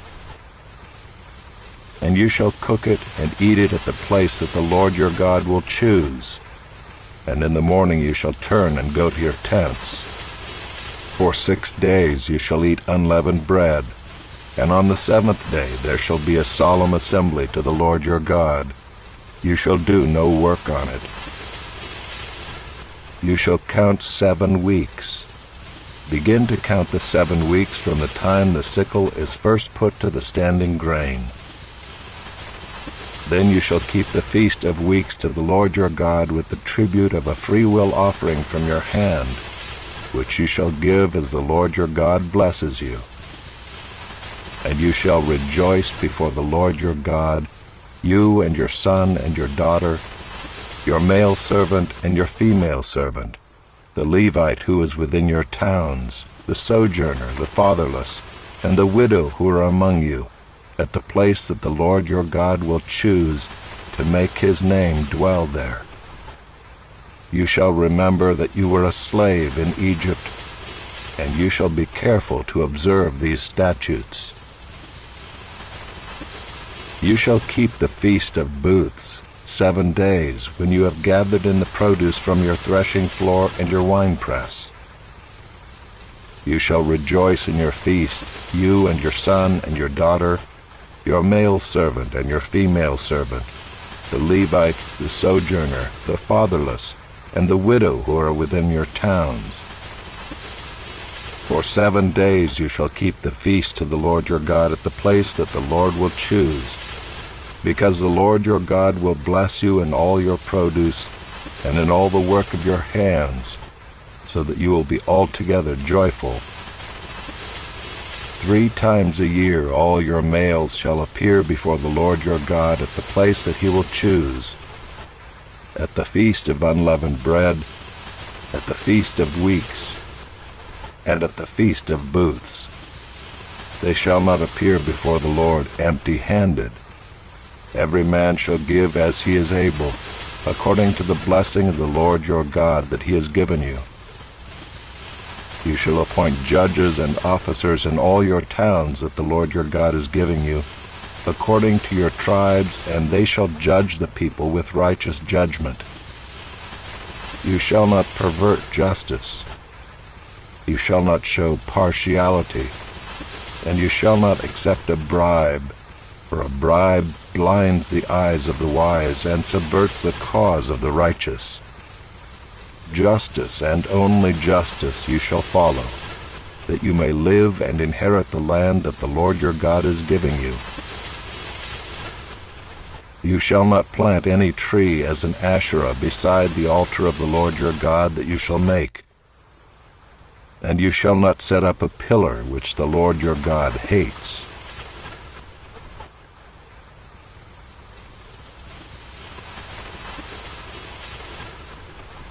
Chapter 17. You shall not sacrifice to the Lord your God an ox or a sheep in which is a blemish, any defect whatever, for that is an abomination to the Lord your God. If there is found among you, within any of your towns that the Lord your God is giving you, a man or woman who does what is evil in the sight of the Lord your God, in transgressing his covenant, and has gone and served other gods and worshipped them, or the sun, or the moon, or any of the host of heaven, which I have forbidden, and it is told you, and you hear of it, then you shall inquire diligently, and if it is true and certain that such an abomination has been done in Israel, then you shall bring out to your gates that man or woman who has done this evil thing, and you shall stone that man or woman to death with stones. On the evidence of 2 witnesses, or of 3 witnesses, the one who is to die shall be put to death. A person shall not be put to death on the evidence of 1 witness. The hand of the witnesses shall be first against him to put him to death, and afterward the hand of all the people. So you shall purge the evil from your midst. If any case arises requiring decision between one kind of homicide and another, one kind of legal right and another, or one kind of assault and another, any case within your towns that is too difficult for you, then you shall arise and go up to the place that the Lord your God will choose. And you shall come to the Levitical priests and to the judge who is in office in those days, and you shall consult them, and they shall declare to you the decision. Then you shall do according to what they declare to you from that place that the Lord will choose, and you shall be careful to do according to all that they direct you, according to the instructions that they give you, and according to the decision which they pronounce to you, you shall do. You shall not turn aside from the verdict that they declare to you, either to the right hand or to the left. The man who acts presumptuously by not obeying the priest who stands to minister there before the Lord your God, or the judge, that man shall die. So you shall purge the evil from Israel. And all the people shall hear and fear, and not act presumptuously again. When you come to the land that the Lord your God is giving you, and you possess it and dwell in it, and then say, I will set a king over me like all the nations that are around me, you may indeed set a king over you whom the Lord your God will choose. One from among your brothers you shall set as king over you. You may not put a foreigner over you who is not your brother.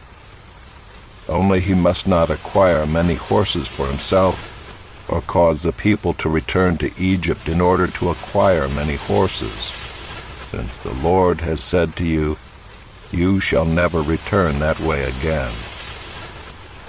And he shall not acquire many wives for himself, lest his heart turn away, nor shall he acquire for himself excessive silver and gold.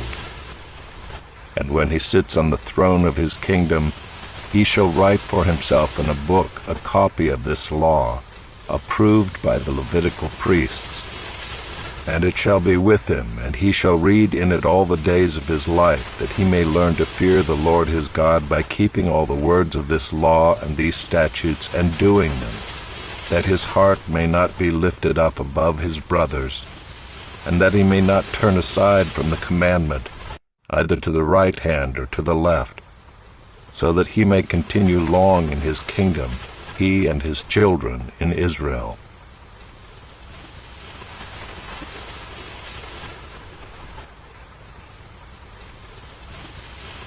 Chapter 18. The Levitical priests, all the tribe of Levi, shall have no portion or inheritance with Israel. They shall eat the Lord's food offerings as their inheritance. They shall have no inheritance among their brothers.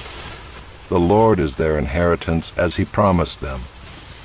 And this shall be the priest's due from the people, from those offering a sacrifice, whether an ox or a sheep. They shall give to the priest the shoulder and the 2 cheeks and the stomach. The firstfruits of your grain, of your wine, and of your oil, and the first fleece of your sheep you shall give him.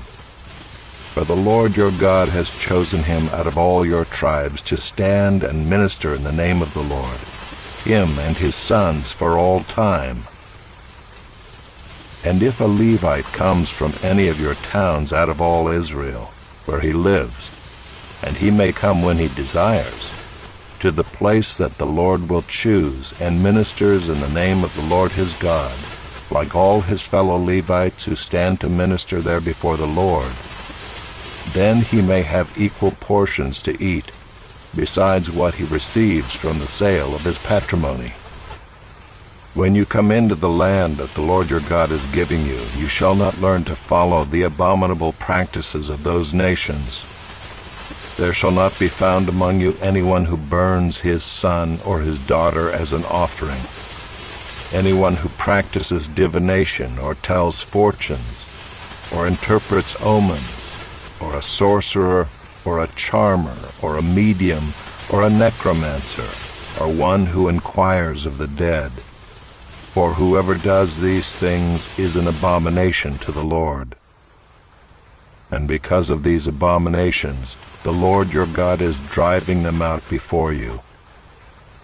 You shall be blameless before the Lord your God, for these nations which you are about to dispossess listen to fortune-tellers and to diviners. But as for you, the Lord your God has not allowed you to do this. The Lord your God will raise up for you a prophet like me from among you, from your brothers. It is to him you shall listen, just as you desired of the Lord your God at Horeb on the day of the assembly, when you said, Let me not hear again the voice of the Lord my God, or see this great fire any more, lest I die. And the Lord said to me, They are right in what they have spoken. I will raise up for them a prophet like you from among their brothers. And I will put my words in his mouth, and he shall speak to them all that I command him.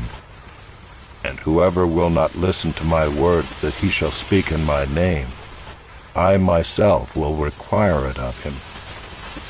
But the prophet who presumes to speak a word in my name that I have not commanded him to speak, or who speaks in the name of other gods, that same prophet shall die.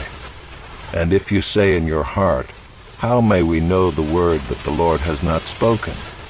When a prophet speaks in the name of the Lord, if the word does not come to pass or come true, that is a word that the Lord has not spoken. The prophet has spoken it presumptuously. You need not be afraid of him.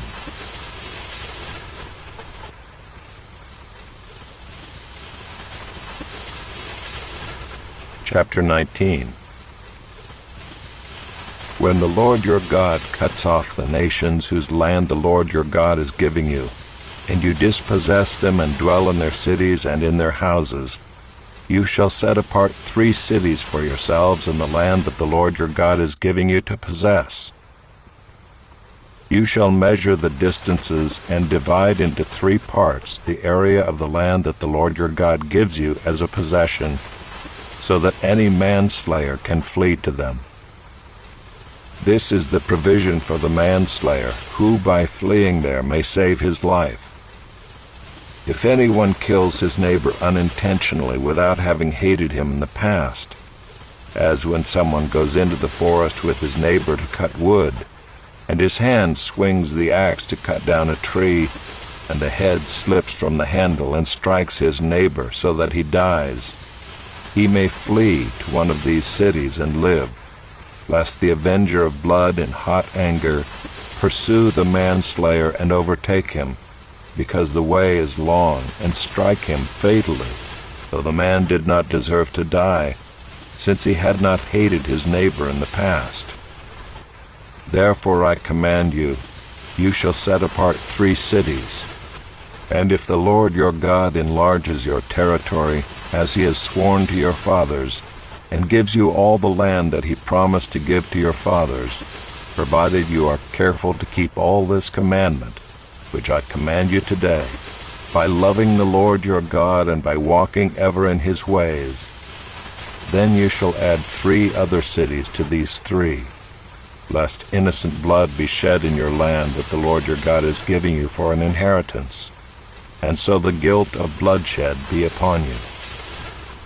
But if anyone hates his neighbor and lies in wait for him and attacks him and strikes him fatally so that he dies, and he flees into one of these cities, then the elders of his city shall send and take him from there and hand him over to the avenger of blood so that he may die. Your eye shall not pity him, but you shall purge the guilt of innocent blood from Israel, so that it may be well with you. You shall not move your neighbor's landmark which the men of old have set, in the inheritance that you will hold in the land that the Lord your God is giving you to possess. A single witness shall not suffice against a person for any crime or for any wrong in connection with any offense that he has committed.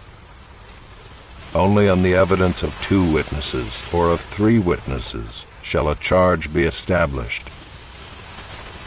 If a malicious witness arises to accuse a person of wrongdoing, then both parties to the dispute shall appear before the Lord, before the priests and the judges who are in office in those days. The judges shall inquire diligently, and if the witness is a false witness and has accused his brother falsely, then you shall do to him as he had meant to do to his brother. So you shall purge the evil from your midst, and the rest shall hear and fear, and shall never again commit any such evil among you. Your eye shall not pity, it shall be life for life, eye for eye, tooth for tooth, hand for hand, foot for foot.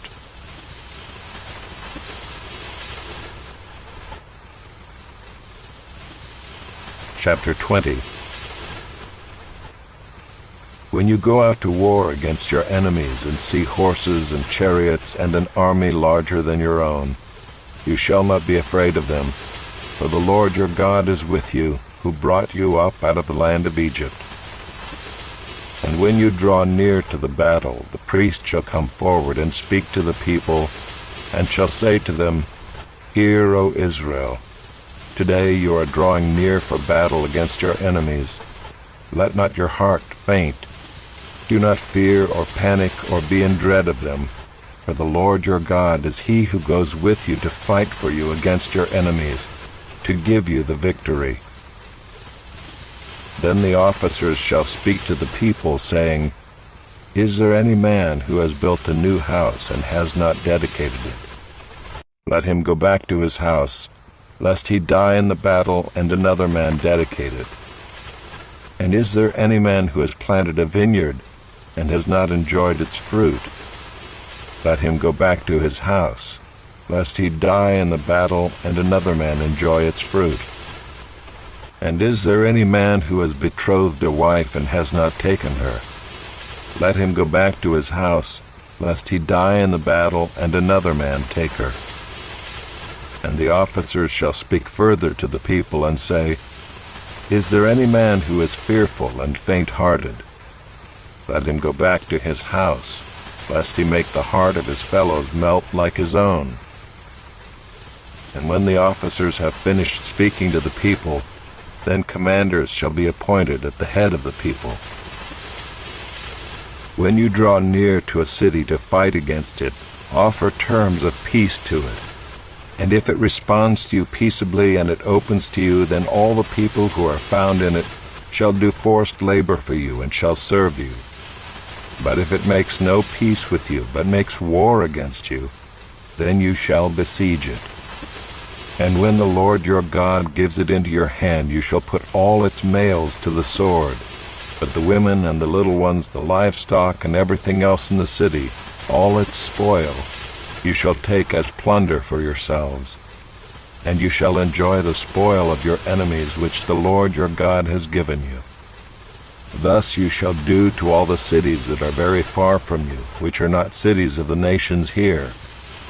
But in the cities of these peoples that the Lord your God is giving you for an inheritance, you shall save alive nothing that breathes, but you shall devote them to complete destruction: the Hittites and the Amorites, the Canaanites and the Perizzites, the Hivites and the Jebusites, as the Lord your God has commanded, that they may not teach you to do according to all their abominable practices that they have done for their gods, and so you sin against the Lord your God.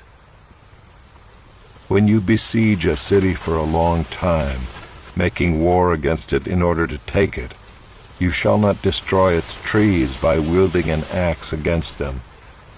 You may eat from them, but you shall not cut them down. Are the trees in the field human, that they should be besieged by you? Only the trees that you know are not trees for food you may destroy and cut down, that you may build siege works against the city that makes war with you until it falls.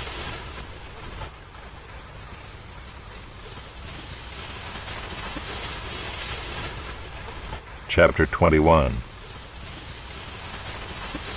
If in the land that the Lord your God is giving you to possess someone is found slain, lying in the open country, and it is not known who killed him, then your elders and your judges shall come out, and they shall measure the distance to the surrounding cities.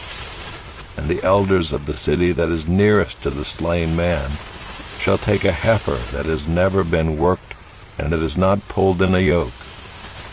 And the elders of that city shall bring the heifer down to a valley with running water, which is neither plowed nor sown, and shall break the heifer's neck there in the valley.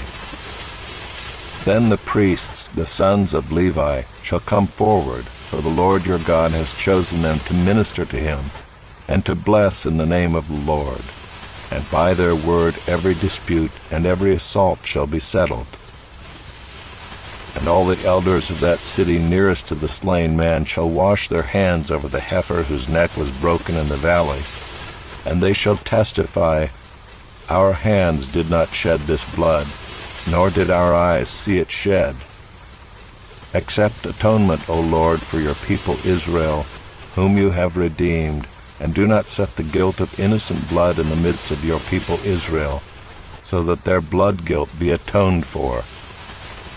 So you shall purge the guilt of innocent blood from your midst, when you do what is right in the sight of the Lord. When you go out to war against your enemies, and the Lord your God gives them into your hand, and you take them captive, and you see among the captives a beautiful woman, and you desire to take her to be your wife, and you bring her home to your house, she shall shave her head and pare her nails. And she shall take off the clothes in which she was captured, and shall remain in your house, and lament her father and her mother a full month. After that you may go into her, and be her husband, and she shall be your wife. But if you no longer delight in her, you shall let her go where she wants. But you shall not sell her for money, nor shall you treat her as a slave, since you have humiliated her. If a man has two wives, the one loved and the other unloved, and both the loved and the unloved have borne him children, and if the firstborn son belongs to the unloved, then on the day when he assigns his possessions as an inheritance to his sons, he may not treat the son of the loved as the firstborn in preference to the son of the unloved, who is the firstborn, but he shall acknowledge the firstborn, the son of the unloved, by giving him a double portion of all that he has, for he is the firstfruits of his strength. The right of the firstborn is his. If a man has a stubborn and rebellious son who will not obey the voice of his father, or the voice of his mother, and though they discipline him, will not listen to them, then his father and his mother shall take hold of him, and bring him out to the elders of his city at the gate of the place where he lives. And they shall say to the elders of his city, "This our son is stubborn and rebellious. He will not obey our voice. He is a glutton and a drunkard." Then all the men of the city shall stone him to death with stones. So you shall purge the evil from your midst, and all Israel shall hear and fear. And if a man has committed a crime punishable by death, and he is put to death, and you hang him on a tree, his body shall not remain all night on the tree, but you shall bury him the same day, for a hanged man is cursed by God. You shall not defile the land that the Lord your God is giving you for an inheritance.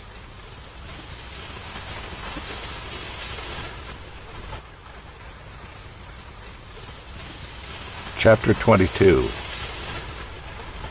You shall not see your brother's ox or his sheep going astray and ignore them. You shall take them back to your brother. And if he does not live near you and you do not know who he is, you shall bring it home to your house, and it shall stay with you until your brother seeks it. Then you shall restore it to him. And you shall do the same with his donkey, or with his garment, or with any lost thing of your brother's, which he loses and you find. You may not ignore it. You shall not see your brother's donkey or his ox fallen down by the way and ignore them. You shall help him to lift them up again. A woman shall not wear a man's garment, nor shall a man put on a woman's cloak. For whoever does these things is an abomination to the Lord your God. If you come across a bird's nest in any tree or on the ground, with young ones or eggs, and the mother sitting on the young or on the eggs, you shall not take the mother with the young. You shall let the mother go, but the young you may take for yourself, that it may go well with you, and that you may live long. When you build a new house, you shall make a parapet for your roof, that you may not bring the guilt of blood upon your house, if anyone should fall from it. You shall not sow your vineyard with two kinds of seed, lest the whole yield be forfeited, the crop that you have sown, and the yield of the vineyard. You shall not plow with an ox and a donkey together. You shall not wear cloth of wool and linen mixed together. You shall make yourself tassels on the four corners of the garment with which you cover yourself. If any man takes a wife and goes into her and then hates her and accuses her of misconduct and brings a bad name upon her, saying, I took this woman, and when I came near her I did not find in her evidence of virginity, then the father of the young woman and her mother shall take and bring out the evidence of her virginity to the elders of the city in the gate. And the father of the young woman shall say to the elders, I gave my daughter to this man to marry, and he hates her. And behold, he has accused her of misconduct, saying, I did not find in your daughter evidence of virginity. And yet this is the evidence of my daughter's virginity. And they shall spread the cloak before the elders of the city. Then the elders of that city shall take the man and whip him, and they shall fine him 100 shekels of silver, and give them to the father of the young woman, because he has brought a bad name upon a virgin of Israel. And she shall be his wife. He may not divorce her all his days. But if the thing is true, that evidence of virginity was not found in the young woman, then they shall bring out the young woman to the door of her father's house, and the men of her city shall stone her to death with stones, because she has done an outrageous thing in Israel, by whoring in her father's house. So you shall purge the evil from your midst. If a man is found lying with the wife of another man, both of them shall die, the man who lay with the woman and the woman. So you shall purge the evil from Israel. If there is a betrothed virgin, and a man meets her in the city and lies with her, then you shall bring them both out to the gate of that city, and you shall stone them to death with stones, the young woman because she did not cry for help, though she was in the city, and the man because he violated his neighbor's wife. So you shall purge the evil from your midst. But if in the open country a man meets a young woman who is betrothed, and the man seizes her and lies with her, then only the man who lay with her shall die. But you shall do nothing to the young woman. She has committed no offense punishable by death. For this case is like that of a man attacking and murdering his neighbor, because he met her in the open country, and though the betrothed young woman cried for help, there was no one to rescue her. If a man meets a virgin who is not betrothed, and seizes her, and lies with her, and they are found, then the man who lay with her shall give to the father of the young woman 50 shekels of silver, and she shall be his wife, because he has violated her. He may not divorce her all his days. A man shall not take his father's wife, so that he does not uncover his father's nakedness.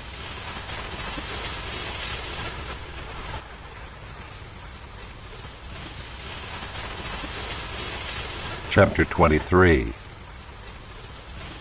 No one whose testicles are crushed or whose male organ is cut off shall enter the assembly of the Lord. No one born of a forbidden union may enter the assembly of the Lord. Even to the 10th generation, none of his descendants may enter the assembly of the Lord. No Ammonite or Moabite may enter the assembly of the Lord. Even to the 10th generation, none of them may enter the assembly of the Lord forever, because they did not meet you with bread and with water on the way when you came out of Egypt, and because they hired against you Balaam the son of Beor from Pethor of Mesopotamia to curse you. But the Lord your God would not listen to Balaam. Instead, the Lord your God turned the curse into a blessing for you, because the Lord your God loved you. You shall not seek their peace or their prosperity all your days forever. You shall not abhor an Edomite, for he is your brother. You shall not abhor an Egyptian, because you were a sojourner in his land.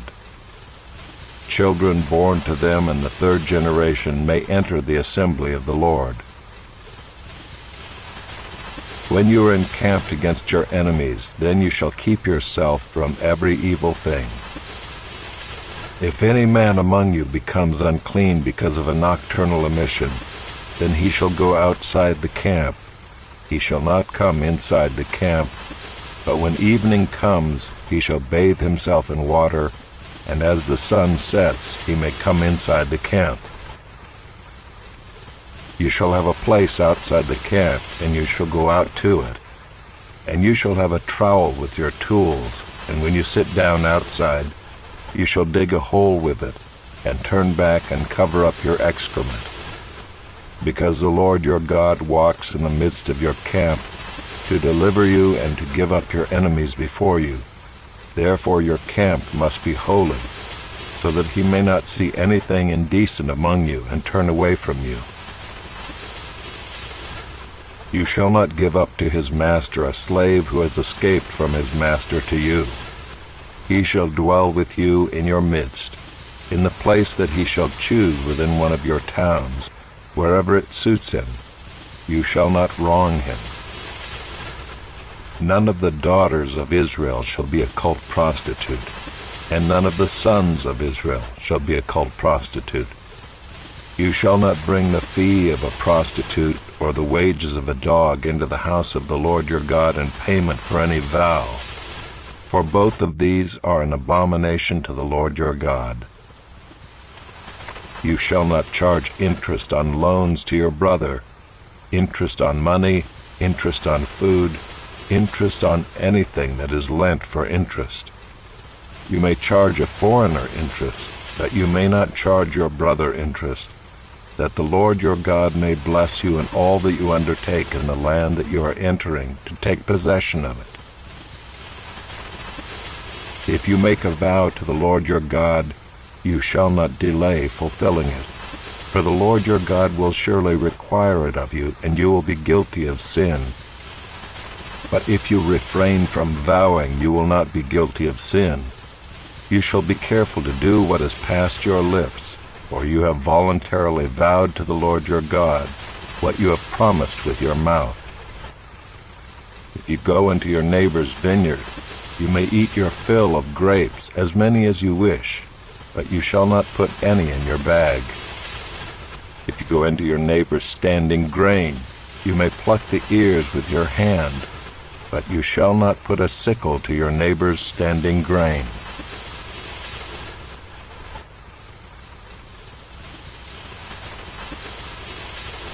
Chapter 24. When a man takes a wife and marries her, if then she finds no favor in his eyes because he has found some indecency in her, and he writes her a certificate of divorce, and puts it in her hand and sends her out of his house, and she departs out of his house, and if she goes and becomes another man's wife, and the latter man hates her and writes her a certificate of divorce, and puts it in her hand and sends her out of his house, or if the latter man dies, who took her to be his wife, then her former husband, who sent her away, may not take her again to be his wife after she has been defiled, for that is an abomination before the Lord.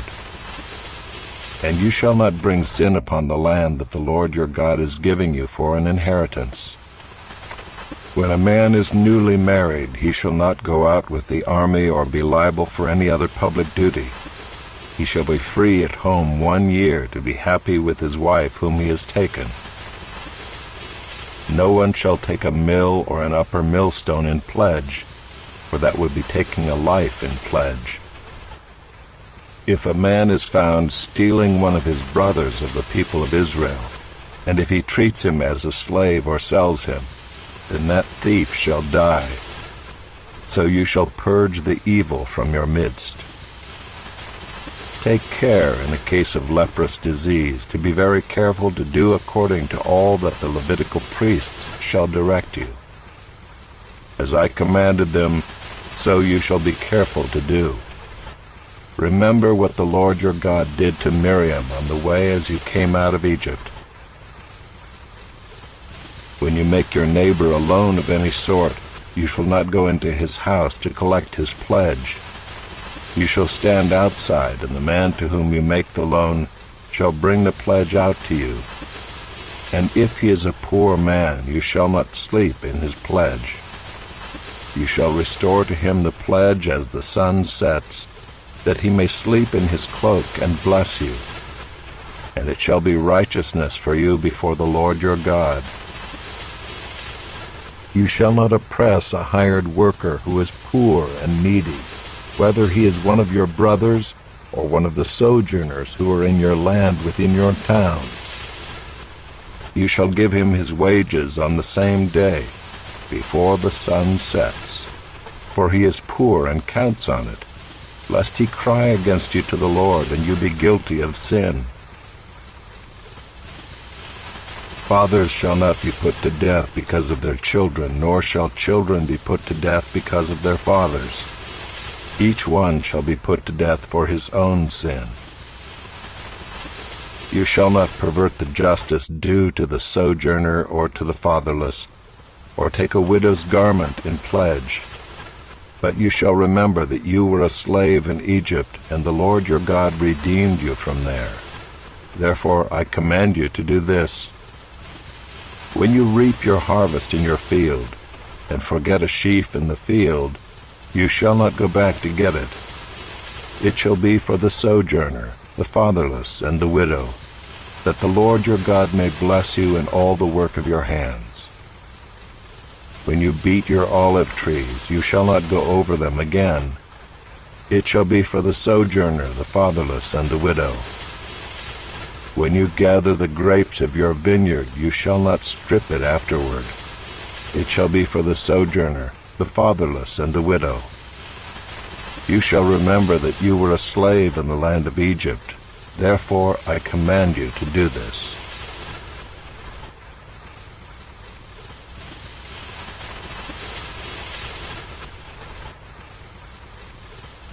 Chapter 25.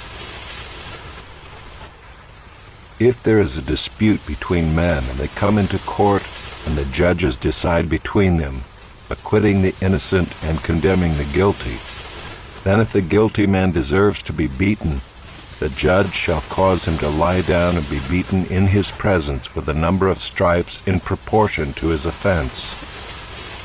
40 stripes may be given him, but not more, lest if one should go on to beat him with more stripes than these, your brother be degraded in your sight. You shall not muzzle an ox when it is treading out the grain. If brothers dwell together, and one of them dies and has no son, the wife of the dead man shall not be married outside the family to a stranger. Her husband's brother shall go into her and take her as his wife, and perform the duty of a husband's brother to her. And the first son whom she bears shall succeed to the name of his dead brother, that his name may not be blotted out of Israel. And if the man does not wish to take his brother's wife, then his brother's wife shall go up to the gate to the elders and say, My husband's brother refuses to perpetuate his brother's name in Israel. He will not perform the duty of a husband's brother to me. Then the elders of his city shall call him and speak to him, and if he persists, saying, I do not wish to take her, then his brother's wife shall go up to him in the presence of the elders and pull his sandal off his foot and spit in his face. And she shall answer and say, So shall it be done to the man who does not build up his brother's house. And the name of his house shall be called in Israel, the house of him who had his sandal pulled off. When men fight with one another, and the wife of the one draws near to rescue her husband from the hand of him who is beating him, and puts out her hand and seizes him by the private parts, then you shall cut off her hand. Your eye shall have no pity. You shall not have in your bag 2 kinds of weights, a large and a small. You shall not have in your house 2 kinds of measures, a large and a small. A full and fair weight you shall have, a full and fair measure you shall have, that your days may be long in the land that the Lord your God is giving you. For all who do such things, all who act dishonestly, are an abomination to the Lord your God. Remember what Amalek did to you on the way as you came out of Egypt, how he attacked you on the way when you were faint and weary, and cut off your tail, those who were lagging behind you, and he did not fear God. Therefore, when the Lord your God has given you rest from all your enemies around you, in the land that the Lord your God is giving you for an inheritance to possess, you shall blot out the memory of Amalek from under heaven. You shall not forget.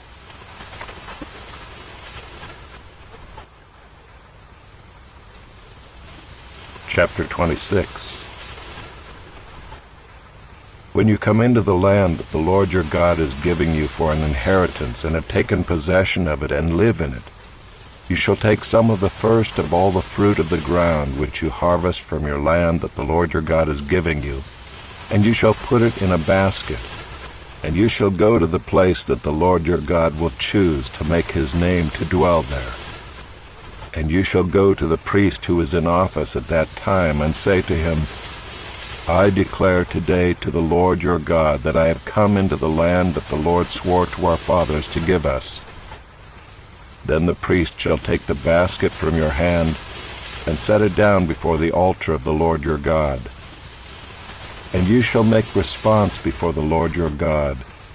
A wandering Aramean was my father, and he went down into Egypt and sojourned there, few in number, and there he became a nation, great, mighty, and populous. And the Egyptians treated us harshly and humiliated us, and laid on us hard labor. Then we cried to the Lord, the God of our fathers, and the Lord heard our voice, and saw our affliction, our toil, and our oppression. And the Lord brought us out of Egypt with a mighty hand and an outstretched arm, with great deeds of terror, with signs and wonders. and he brought us into this place and gave us this land, a land flowing with milk and honey. And behold, now I bring the first of the fruit of the ground, which you, O Lord, have given me. And you shall set it down before the Lord your God, and worship before the Lord your God. And you shall rejoice in all the good that the Lord your God has given to you and to your house, you and the Levite and the sojourner who is among you. When you have finished paying all the tithe of your produce in the 3rd year, which is the year of tithing, giving it to the Levite, the sojourner, the fatherless, and the widow, so that they may eat within your towns and be filled, then you shall say before the Lord your God, I have removed the sacred portion out of my house, and moreover I have given it to the Levite, the sojourner, the fatherless, and the widow, according to all your commandment that you have commanded me. I have not transgressed any of your commandments, nor have I forgotten them. I have not eaten of the tithe while I was mourning, or removed any of it while I was unclean, or offered any of it to the dead. I have obeyed the voice of the Lord my God. I have done according to all that you have commanded me. Look down from your holy habitation, from heaven, and bless your people Israel on the ground that you have given us, as you swore to our fathers, a land flowing with milk and honey. This day the Lord your God commands you to do these statutes and rules. You shall therefore be careful to do them with all your heart and with all your soul. You have declared today that the Lord is your God, and that you will walk in his ways and keep his statutes and his commandments and his rules, and will obey his voice. And the Lord has declared today that you are a people for his treasured possession, as he has promised you, and that you are to keep all his commandments, and that he will set you in praise and in fame and in honor high above all nations that he has made, and that you shall be a people holy to the Lord your God, as he promised.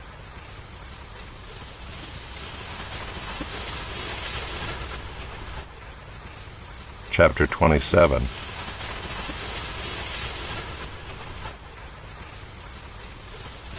Now Moses and the elders of Israel commanded the people, saying, Keep the whole commandment that I command you today. And on the day you cross over the Jordan to the land that the Lord your God is giving you, you shall set up large stones and plaster them with plaster. And you shall write on them all the words of this law, when you cross over to enter the land that the Lord your God is giving you, a land flowing with milk and honey, as the Lord, the God of your fathers, has promised you. And when you have crossed over the Jordan, you shall set up these stones, concerning which I command you today, on Mount Ebal, and you shall plaster them with plaster. And there you shall build an altar to the Lord your God, an altar of stones. You shall wield no iron tool on them. You shall build an altar to the Lord your God of uncut stones. And you shall offer burnt offerings on it to the Lord your God, and you shall sacrifice peace offerings, and shall eat there, and you shall rejoice before the Lord your God. And you shall write on the stones all the words of this law very plainly. Then Moses and the Levitical priests said to all Israel, Keep silence and hear, O Israel. This day you have become the people of the Lord your God. You shall therefore obey the voice of the Lord your God, keeping his commandments and his statutes, which I command you today. That day Moses charged the people, saying, When you have crossed over the Jordan, these shall stand on Mount Gerizim to bless the people: Simeon, Levi, Judah, Issachar, Joseph, and Benjamin. And these shall stand on Mount Ebal for the curse: Reuben, Gad, Asher, Zebulun, Dan, and Naphtali. And the Levites shall declare to all the men of Israel in a loud voice, Cursed be the man who makes a carved or cast metal image, an abomination to the Lord, a thing made by the hands of a craftsman, and sets it up in secret. And all the people shall answer and say, Amen. Cursed be anyone who dishonors his father or his mother. And all the people shall say, Amen. Cursed be anyone who moves his neighbor's landmark. And all the people shall say, Amen. Cursed be anyone who misleads a blind man on the road. And all the people shall say, Amen. Cursed be anyone who perverts the justice due to the sojourner, the fatherless, and the widow. And all the people shall say, Amen. Cursed be anyone who lies with his father's wife, because he has uncovered his father's nakedness. And all the people shall say, Amen. Cursed be anyone who lies with any kind of animal. And all the people shall say, Amen. Cursed be anyone who lies with his sister, whether the daughter of his father or the daughter of his mother. And all the people shall say, Amen. Cursed be anyone who lies with his mother-in-law. And all the people shall say, Amen. Cursed be anyone who strikes down his neighbor in secret. And all the people shall say, Amen. Cursed be anyone who takes a bribe to shed innocent blood. And all the people shall say, Amen. Cursed be anyone who does not confirm the words of this law by doing them. And all the people shall say, Amen.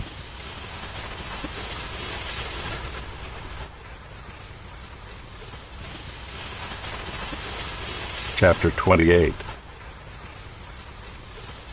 And if you faithfully obey the voice of the Lord your God, being careful to do all his commandments that I command you today, the Lord your God will set you high above all the nations of the earth.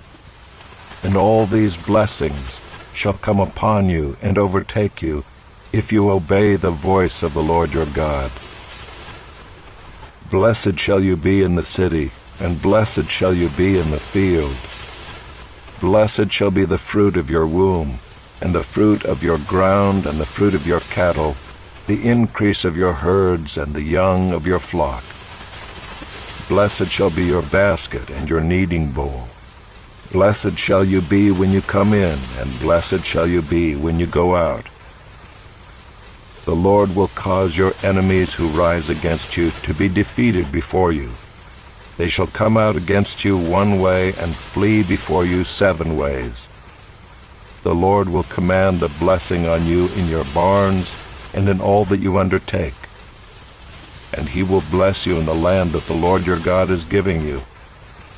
The Lord will establish you as a people holy to himself, as he has sworn to you, if you keep the commandments of the Lord your God and walk in his ways. And all the peoples of the earth shall see that you are called by the name of the Lord, and they shall be afraid of you. And the Lord will make you abound in prosperity, in the fruit of your womb, and in the fruit of your livestock, and in the fruit of your ground, within the land that the Lord swore to your fathers to give you. The Lord will open to you his good treasury, the heavens, to give the rain to your land in its season, and to bless all the work of your hands. And you shall lend to many nations, but you shall not borrow. And the Lord will make you the head and not the tail, and you shall only go up and not down, if you obey the commandments of the Lord your God, which I command you today, being careful to do them. And if you do not turn aside from any of the words that I command you today, to the right hand or to the left, to go after other gods to serve them. But if you will not obey the voice of the Lord your God, or be careful to do all his commandments and his statutes that I command you today, then all these curses shall come upon you and overtake you. Cursed shall you be in the city, and cursed shall you be in the field. Cursed shall be your basket and your kneading bowl. Cursed shall be the fruit of your womb and the fruit of your ground, the increase of your herds and the young of your flock. Cursed shall you be when you come in, and cursed shall you be when you go out. The Lord will send on you curses, confusion, and frustration in all that you undertake to do, until you are destroyed and perish quickly on account of the evil of your deeds, because you have forsaken me. The Lord will make the pestilence stick to you until he has consumed you off the land that you are entering to take possession of it. The Lord will strike you with wasting disease and with fever, inflammation and fiery heat, and with drought, and with blight, and with mildew. They shall pursue you until you perish, and the heavens over your head shall be bronze, and the earth under you shall be iron. The Lord will make the rain of your land powder. From heaven dust shall come down on you until you are destroyed. The Lord will cause you to be defeated before your enemies. You shall go out one way against them and flee 7 ways before them. And you shall be a horror to all the kingdoms of the earth. And your dead body shall be food for all birds of the air and for beasts of the earth, and there shall be no one to frighten them away. The Lord will strike you with the boils of Egypt, and with tumors and scabs and itch, of which you cannot be healed. The Lord will strike you with madness and blindness and confusion of mind, and you shall grope at noonday, as the blind grope in darkness, and you shall not prosper in your ways. And you shall be only oppressed and robbed continually, and there shall be no one to help you. You shall betroth a wife, but another man shall ravish her. You shall build a house, but you shall not dwell in it. You shall plant a vineyard, but you shall not enjoy its fruit. Your ox shall be slaughtered before your eyes, but you shall not eat any of it. Your donkey shall be seized before your face, but shall not be restored to you. Your sheep will be given to your enemies, but there shall be no one to help you. Your sons and your daughters shall be given to another people, while your eyes look on and fail with longing for them all day long, but you shall be helpless. A nation that you have not known shall eat up the fruit of your ground and of all your labors, and you shall be only oppressed and crushed continually, so that you are driven mad by the sights that your eyes see. The Lord will strike you on the knees and on the legs with grievous boils of which you cannot be healed, from the sole of your foot to the crown of your head. The Lord will bring you and your king whom you set over you to a nation that neither you nor your fathers have known. And there you shall serve other gods of wood and stone, and you shall become a horror, a proverb, and a byword among all the peoples where the Lord will lead you away. You shall carry much seed into the field, and shall gather in little, for the locust shall consume it. You shall plant vineyards and dress them, but you shall neither drink of the wine nor gather the grapes, for the worm shall eat them. You shall have olive trees throughout all your territory, but you shall not anoint yourself with the oil, for your olives shall drop off. You shall father sons and daughters, but they shall not be yours, for they shall go into captivity. The cricket shall possess all your trees and the fruit of your ground. The sojourner who is among you shall rise higher and higher above you, and you shall come down lower and lower. He shall lend to you, and you shall not lend to him. He shall be the head, and you shall be the tail. All these curses shall come upon you and pursue you and overtake you till you are destroyed, because you did not obey the voice of the Lord your God to keep his commandments and his statutes that he commanded you. They shall be a sign and a wonder against you and your offspring forever. Because you did not serve the Lord your God with joyfulness and gladness of heart, because of the abundance of all things, Therefore you shall serve your enemies whom the Lord will send against you, in hunger and thirst, in nakedness, and lacking everything. And he will put a yoke of iron on your neck until he has destroyed you. The Lord will bring a nation against you from far away, from the end of the earth, swooping down like the eagle, a nation whose language you do not understand, a hard-faced nation who shall not respect the old or show mercy to the young. It shall eat the offspring of your cattle and the fruit of your ground until you are destroyed. It also shall not leave you grain, wine, or oil, the increase of your herds, or the young of your flock, until they have caused you to perish. They shall besiege you in all your towns, until your high and fortified walls, in which you trusted, come down throughout all your land. And they shall besiege you in all your towns throughout all your land, which the Lord your God has given you.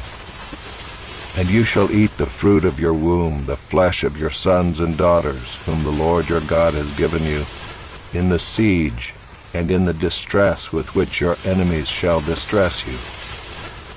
The man who is the most tender and refined among you will begrudge food to his brother, to the wife he embraces, and to the last of the children whom he has left, so that he will not give to any of them any of the flesh of his children whom he is eating, because he has nothing else left, in the siege and in the distress with which your enemy shall distress you in all your towns.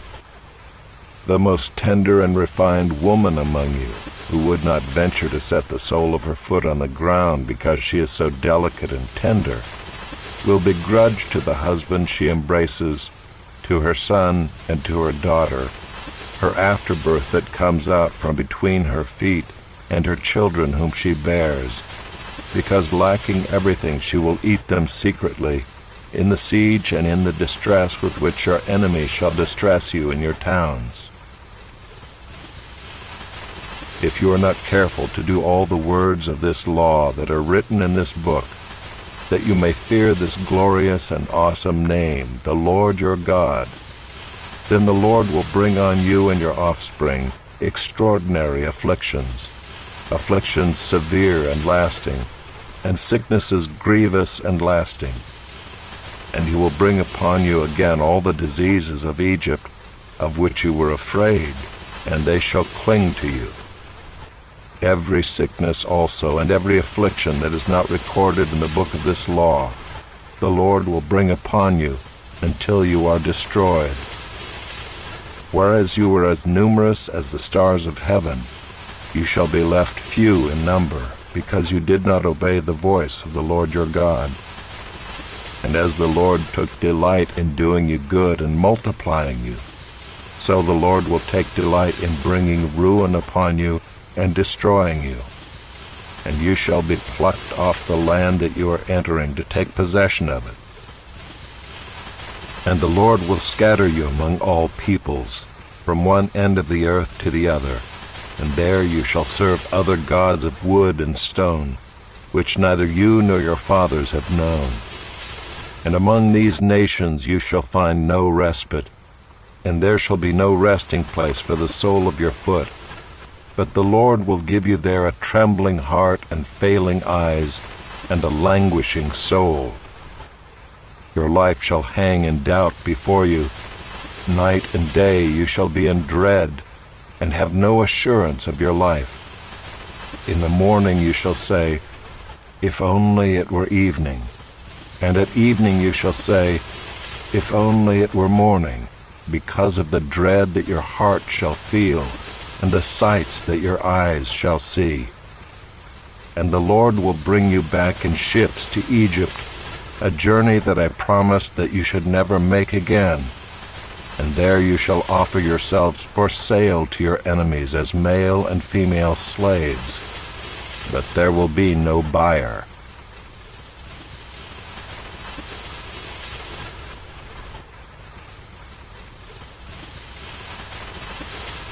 Chapter 29.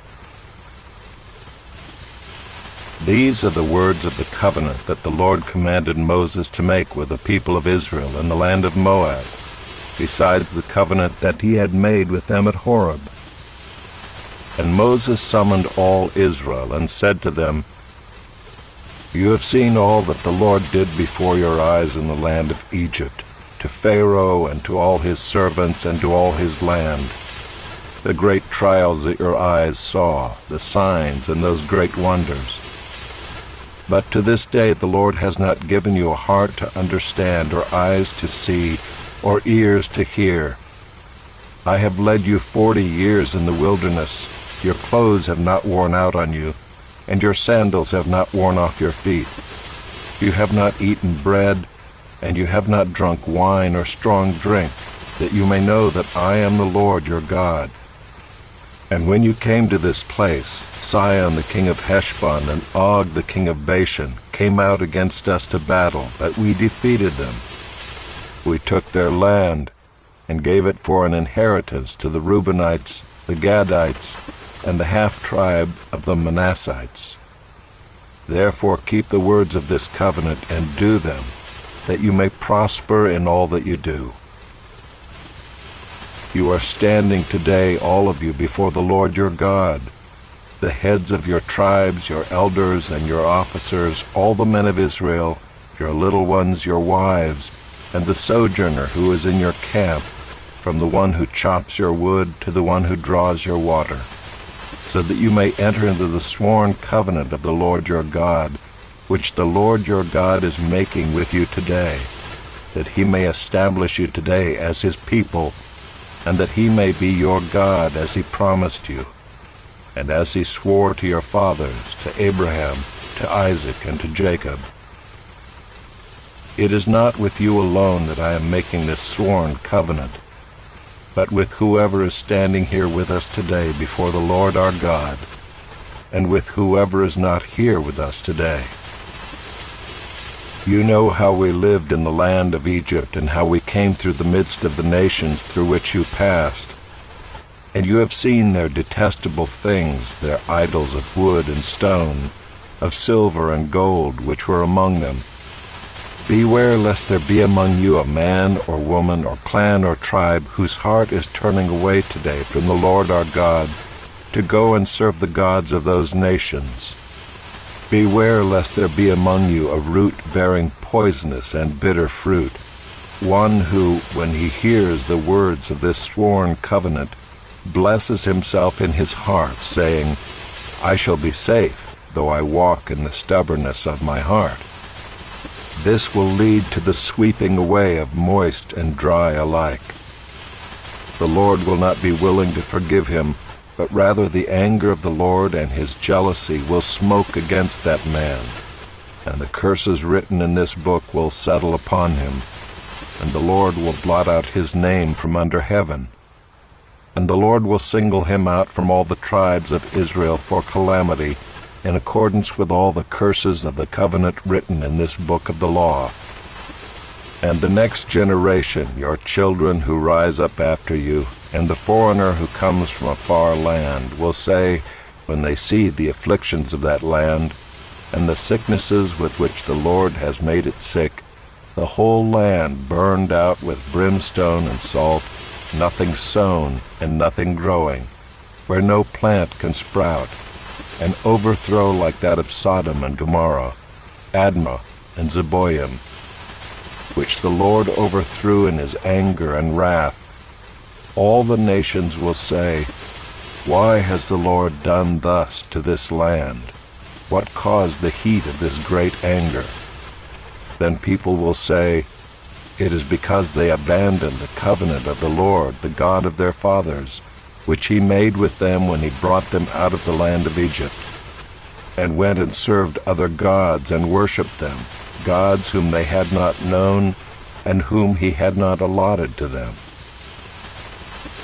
Therefore the anger of the Lord was kindled against this land, bringing upon it all the curses written in this book. And the Lord uprooted them from their land in anger and fury and great wrath, and cast them into another land, as they are this day.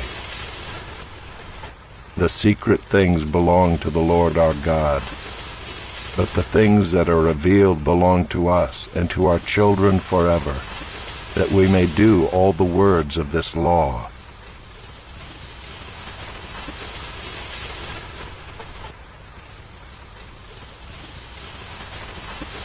Chapter 30. And when all these things come upon you, the blessing and the curse which I have set before you, and you call them to mind among all the nations where the Lord your God has driven you, and return to the Lord your God, you and your children, and obey his voice in all that I command you today, with all your heart and with all your soul, then the Lord your God will restore your fortunes and have mercy on you, and he will gather you again from all the peoples where the Lord your God has scattered you. If your outcasts are in the uttermost parts of heaven, from there the Lord your God will gather you, and from there he will take you. And the Lord your God will bring you into the land that your fathers possessed, that you may possess it. And he will make you more prosperous and numerous than your fathers. And the Lord your God will circumcise your heart and the heart of your offspring, so that you will love the Lord your God with all your heart and with all your soul, that you may live. And the Lord your God will put all these curses on your foes and enemies who persecuted you. And you shall again obey the voice of the Lord and keep all his commandments that I command you today. The Lord your God will make you abundantly prosperous in all the work of your hand, in the fruit of your womb, and in the fruit of your cattle, and in the fruit of your ground. For the Lord will again take delight in prospering you, as he took delight in your fathers, when you obey the voice of the Lord your God, to keep his commandments and his statutes that are written in this book of the law, when you turn to the Lord your God with all your heart and with all your soul. For this commandment that I command you today is not too hard for you, neither is it far off. It is not in heaven that you should say, who will ascend to heaven for us and bring it to us, that we may hear it and do it? Neither is it beyond the sea that you should say, who will go over the sea for us and bring it to us, that we may hear it and do it?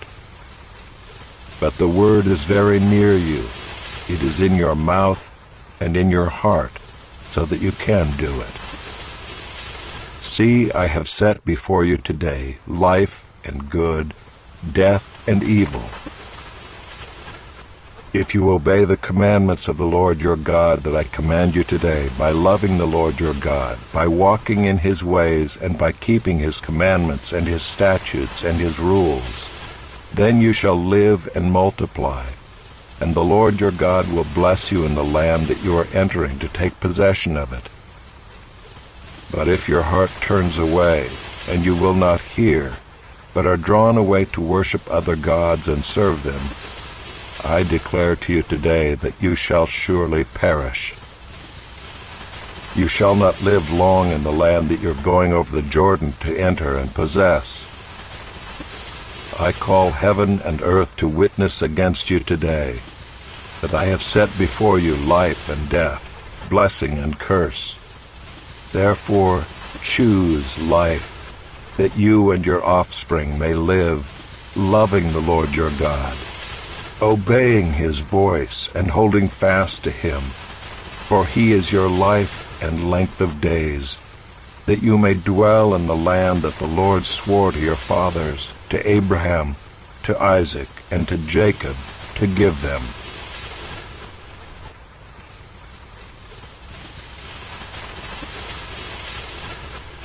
Chapter 31. So Moses continued to speak these words to all Israel. And he said to them, I am 120 years old today. I am no longer able to go out and come in. The Lord has said to me, you shall not go over this Jordan. The Lord your God himself will go over before you. He will destroy these nations before you, so that you shall dispossess them, and Joshua will go over at your head as the Lord has spoken. And the Lord will do to them as he did to Sihon and Og, the kings of the Amorites, and to their land when he destroyed them. And the Lord will give them over to you, and you shall do to them according to the whole commandment that I have commanded you. Be strong and courageous. Do not fear or be in dread of them, for it is the Lord your God who goes with you. He will not leave you or forsake you. Then Moses summoned Joshua and said to him in the sight of all Israel, Be strong and courageous, for you shall go with this people into the land that the Lord has sworn to their fathers to give them, and you shall put them in possession of it. It is the Lord who goes before you. He will be with you. He will not leave you or forsake you. Do not fear or be dismayed. Then Moses wrote this law and gave it to the priests, the sons of Levi, who carried the ark of the covenant of the Lord, and to all the elders of Israel.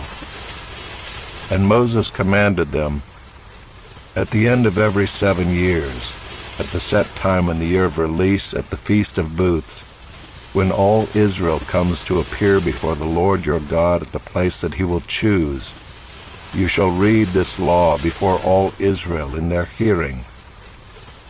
Assemble the people, men, women, and little ones, and the sojourner within your towns, that they may hear and learn to fear the Lord your God, and be careful to do all the words of this law, and that their children, who have not known it, may hear and learn to fear the Lord your God, as long as you live in the land that you are going over the Jordan to possess.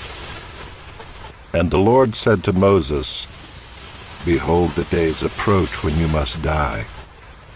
Call Joshua and present yourselves in the tent of meeting, that I may commission him. And Moses and Joshua went and presented themselves in the tent of meeting. And the Lord appeared in the tent in a pillar of cloud, and the pillar of cloud stood over the entrance of the tent. And the Lord said to Moses, Behold, you are about to lie down with your fathers. Then this people will rise and whore after the foreign gods among them in the land that they are entering, and they will forsake me and break my covenant that I have made with them.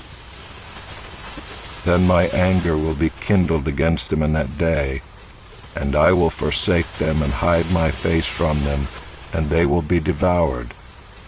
And many evils and troubles will come upon them, so that they will say in that day, Have not these evils come upon us because our God is not among us? And I will surely hide my face in that day, because of all the evil that they have done, because they have turned to other gods. Now therefore write this song and teach it to the people of Israel. Put it in their mouths, that this song may be a witness for me against the people of Israel. For when I have brought them into the land flowing with milk and honey, which I swore to give to their fathers, and they have eaten and are full and grown fat, they will turn to other gods and serve them, and despise me and break my covenant. And when many evils and troubles have come upon them, this song shall confront them as a witness, for it will live unforgotten in the mouths of their offspring. For I know what they are inclined to do even today, before I have brought them into the land that I swore to give. So Moses wrote this song the same day and taught it to the people of Israel. And the Lord commissioned Joshua the son of Nun and said, Be strong and courageous, for you shall bring the people of Israel into the land that I swore to give them. I will be with you. When Moses had finished writing the words of this law in a book to the very end, Moses commanded the Levites who carried the ark of the covenant of the Lord, Take this book of the law and put it by the side of the ark of the covenant of the Lord your God, that it may be there for a witness against you. For I know how rebellious and stubborn you are. Behold, even today, while I am yet alive with you, you have been rebellious against the Lord. How much more after my death? Assemble to me all the elders of your tribes and your officers, that I may speak these words in their ears, and call heaven and earth to witness against them. For I know that after my death you will surely act corruptly and turn aside from the way that I have commanded you. And in the days to come evil will befall you, because you will do what is evil in the sight of the Lord, provoking him to anger through the work of your hands. Then Moses spoke the words of this song until they were finished in the ears of all the assembly of Israel.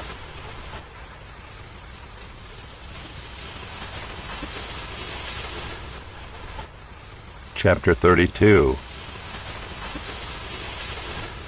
Give ear, O heavens, and I will speak, and let the earth hear the words of my mouth. May my teaching drop as the rain, my speech distill as the dew, like gentle rain upon the tender grass and like showers upon the herb. For I will proclaim the name of the Lord, ascribe greatness to our God. The rock, his work, is perfect, for all his ways are justice. A God of faithfulness and without iniquity, just and upright is he. They have dealt corruptly with him. They are no longer his children, because they are blemished. They are a crooked and twisted generation. Do you thus repay the Lord, you foolish and senseless people? Is not he your Father who created you, who made you and established you? Remember the days of old, consider the years of many generations. Ask your father, and he will show you, your elders, and they will tell you. When the Most High gave to the nations their inheritance, when he divided mankind, he fixed the borders of the peoples according to the number of the sons of God. But the Lord's portion is his people, Jacob his allotted heritage. He found him in a desert land, and in the howling waste of the wilderness. He encircled him, he cared for him. He kept him as the apple of his eye. Like an eagle that stirs up its nest, that flutters over its young, spreading out its wings, catching them, bearing him on its pinions. The Lord alone guided him. No foreign god was with him. He made him ride on the high places of the land, and he ate the produce of the field, and he suckled him with honey out of the rock, and oil out of the flinty rock. Curds from the herd, and milk from the flock, with fat of lambs, rams of Bashan, and goats, with the very finest of the wheat. And you drank foaming wine, made from the blood of the grape. But Jeshurun grew fat and kicked. You grew fat, stout, and sleek. Then he forsook God who made him, and scoffed at the rock of his salvation. They stirred him to jealousy with strange gods. With abominations they provoked him to anger. They sacrificed to demons that were no gods, to gods they had never known, to new gods that had come recently, whom your fathers had never dreaded.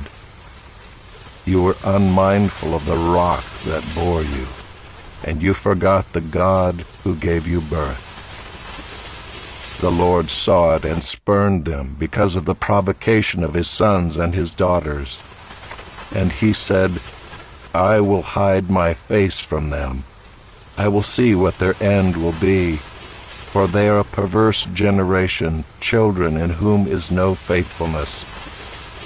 They have made me jealous with what is no God. They have provoked me to anger with their idols. So I will make them jealous with those who are no people. I will provoke them to anger with a foolish nation. For a fire is kindled by my anger, and it burns to the depths of Sheol, devours the earth and its increase, and sets on fire the foundations of the mountains. And I will heap disasters upon them, I will spend my arrows on them. They shall be wasted with hunger, and devoured by plague, and poisonous pestilence. I will send the teeth of beasts against them, with the venom of things that crawl in the dust. Outdoors the sword shall bereave, and indoors terror, for young man and woman alike, the nursing child with the man of gray hairs. I would have said, I will cut them to pieces. I will wipe them from human memory, had I not feared provocation by the enemy, lest their adversaries should misunderstand, lest they should say, our hand is triumphant. It was not the Lord who did all this. For they are a nation void of counsel, and there is no understanding in them. If they were wise, they would understand this.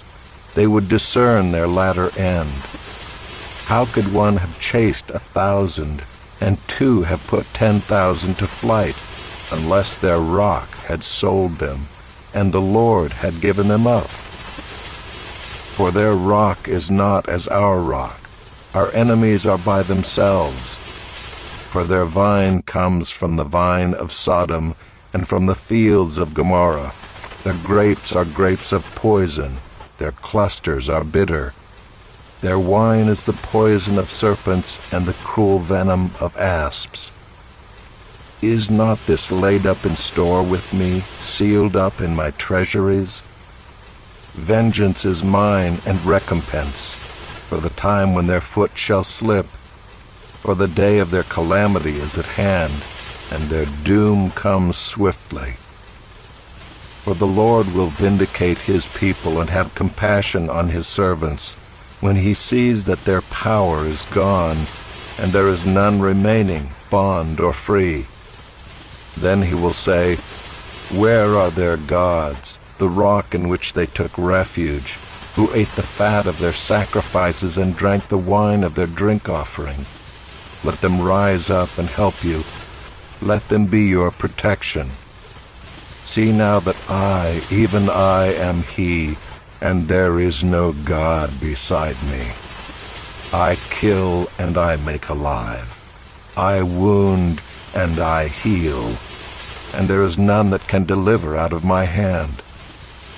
For I lift up my hand to heaven and swear as I live forever, if I sharpen my flashing sword, and my hand takes hold on judgment, I will take vengeance on my adversaries, and will repay those who hate me. I will make my arrows drunk with blood, and my sword shall devour flesh, with the blood of the slain and the captives, from the long-haired heads of the enemy. Rejoice with him, O heavens, bow down to him, all gods. For he avenges the blood of his children, and takes vengeance on his adversaries. He repays those who hate him, and cleanses his people's land. Moses came and recited all the words of this song in the hearing of the people, he and Joshua the son of Nun. And when Moses had finished speaking all these words to Israel, he said to them, take to heart all the words by which I am warning you today, that you may command them to your children, that they may be careful to do all the words of this law. For it is no empty word for you, but your very life. And by this word you shall live long in the land that you are going over the Jordan to possess. That very day the Lord spoke to Moses, go up this mountain of the Abarim, Mount Nebo, which is in the land of Moab, opposite Jericho, and view the land of Canaan, which I am giving to the people of Israel for a possession. And die on the mountain which you go up, and be gathered to your people, as Aaron your brother died in Mount Hor and was gathered to his people, because you broke faith with me in the midst of the people of Israel, at the waters of Meribah Kadesh, in the wilderness of Zin. and because you did not treat me as holy in the midst of the people of Israel. For you shall see the land before you, but you shall not go there, into the land that I am giving to the people of Israel.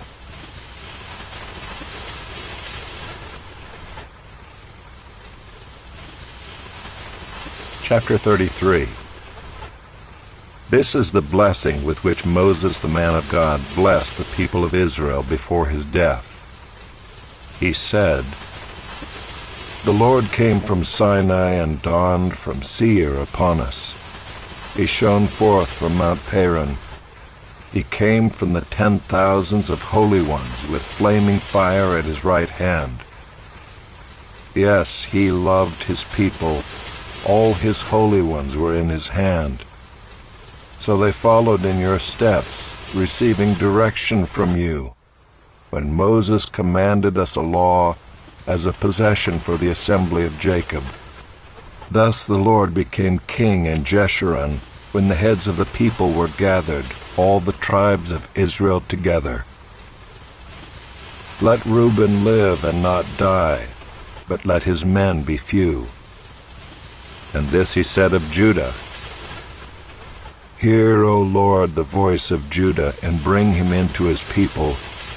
With your hands contend for him, and be a help against his adversaries." And of Levi he said, "Give to Levi your Thummim, and your Urim to your godly one, whom you tested at Massah, with whom you quarreled at the waters of Meribah, who said of his father and mother, 'I regard them not.' He disowned his brothers and ignored his children, for they observed your word and kept your covenant. They shall teach Jacob your rules and Israel your law. They shall put incense before you and whole burnt offerings on your altar. Bless, O Lord, his substance, and accept the work of his hands. Crush the loins of his adversaries and those who hate him, that they rise not again." Of Benjamin he said, "The beloved of the Lord dwells in safety.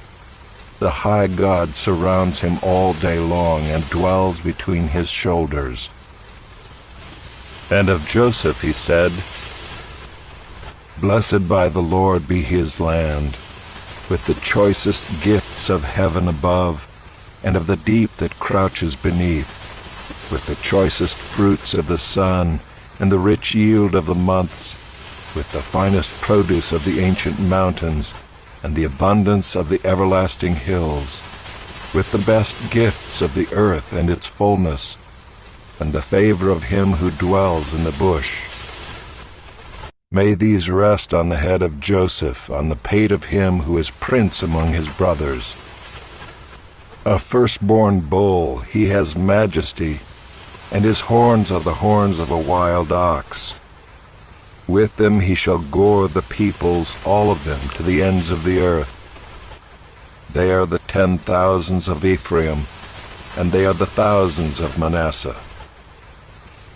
And of Zebulun he said, "Rejoice, Zebulun, in your going out, and Issachar in your tents. They shall call peoples to their mountain.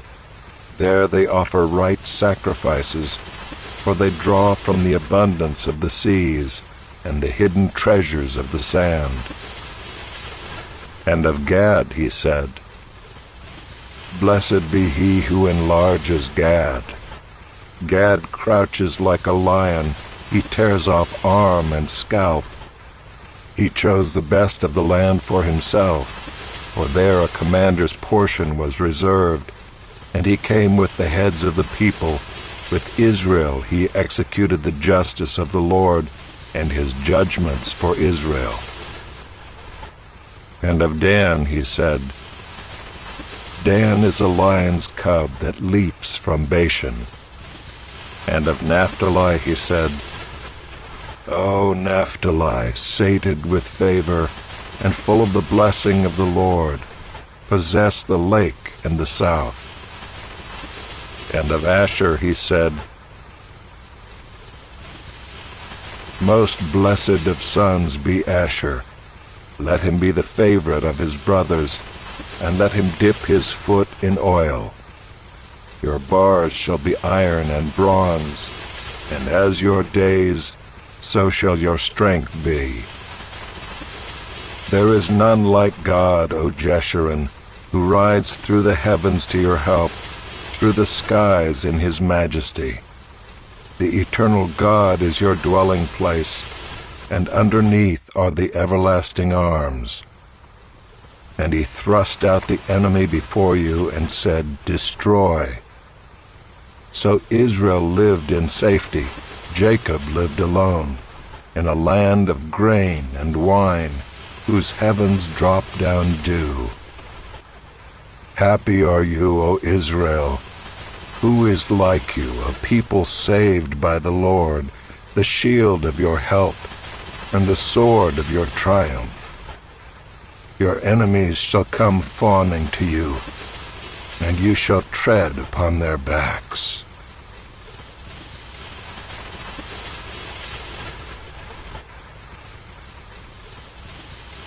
Chapter 34. Then Moses went up from the plains of Moab to Mount Nebo, to the top of Pisgah, which is opposite Jericho. And the Lord showed him all the land, Gilead as far as Dan, all Naphtali, the land of Ephraim and Manasseh, all the land of Judah as far as the western sea, the Negeb and the plain, that is the valley of Jericho, the city of palm trees, as far as Zoar. And the Lord said to him, This is the land of which I swore to Abraham, to Isaac, and to Jacob. I will give it to your offspring. I have let you see it with your eyes, but you shall not go over there. So Moses, the servant of the Lord, died there in the land of Moab, according to the word of the Lord. And he buried him in the valley in the land of Moab, opposite Beth Peor. But no one knows the place of his burial to this day. Moses was 120 years old when he died. His eye was undimmed, and his vigor unabated. And the people of Israel wept for Moses in the plains of Moab 30 days. Then the days of weeping and mourning for Moses were ended. And Joshua the son of Nun was full of the spirit of wisdom, for Moses had laid his hands on him. So the people of Israel obeyed him and did as the Lord had commanded Moses. And there has not arisen a prophet since in Israel like Moses, whom the Lord knew face to face. None like him for all the signs and the wonders that the Lord sent him to do in the land of Egypt, to Pharaoh and to all his servants, and to all his land, and for all the mighty power and all the great deeds of terror that Moses did in the sight of all Israel. So, Deuteronomy ends with a bittersweet goodbye and a massive question mark hanging over the nation of Israel. Moses dies looking at a land he can't enter, passing the torch to a new generation. The book leaves us with the ultimate choice, life or death, blessing or curse. It reminds us that God isn't looking for mindless rule followers. He's looking for a people whose hearts are fully alive and committed to him. The promised land is right there. The question is, will we learn from the past, or are we destined to repeat it? The choice, just like it was for Israel, is yours.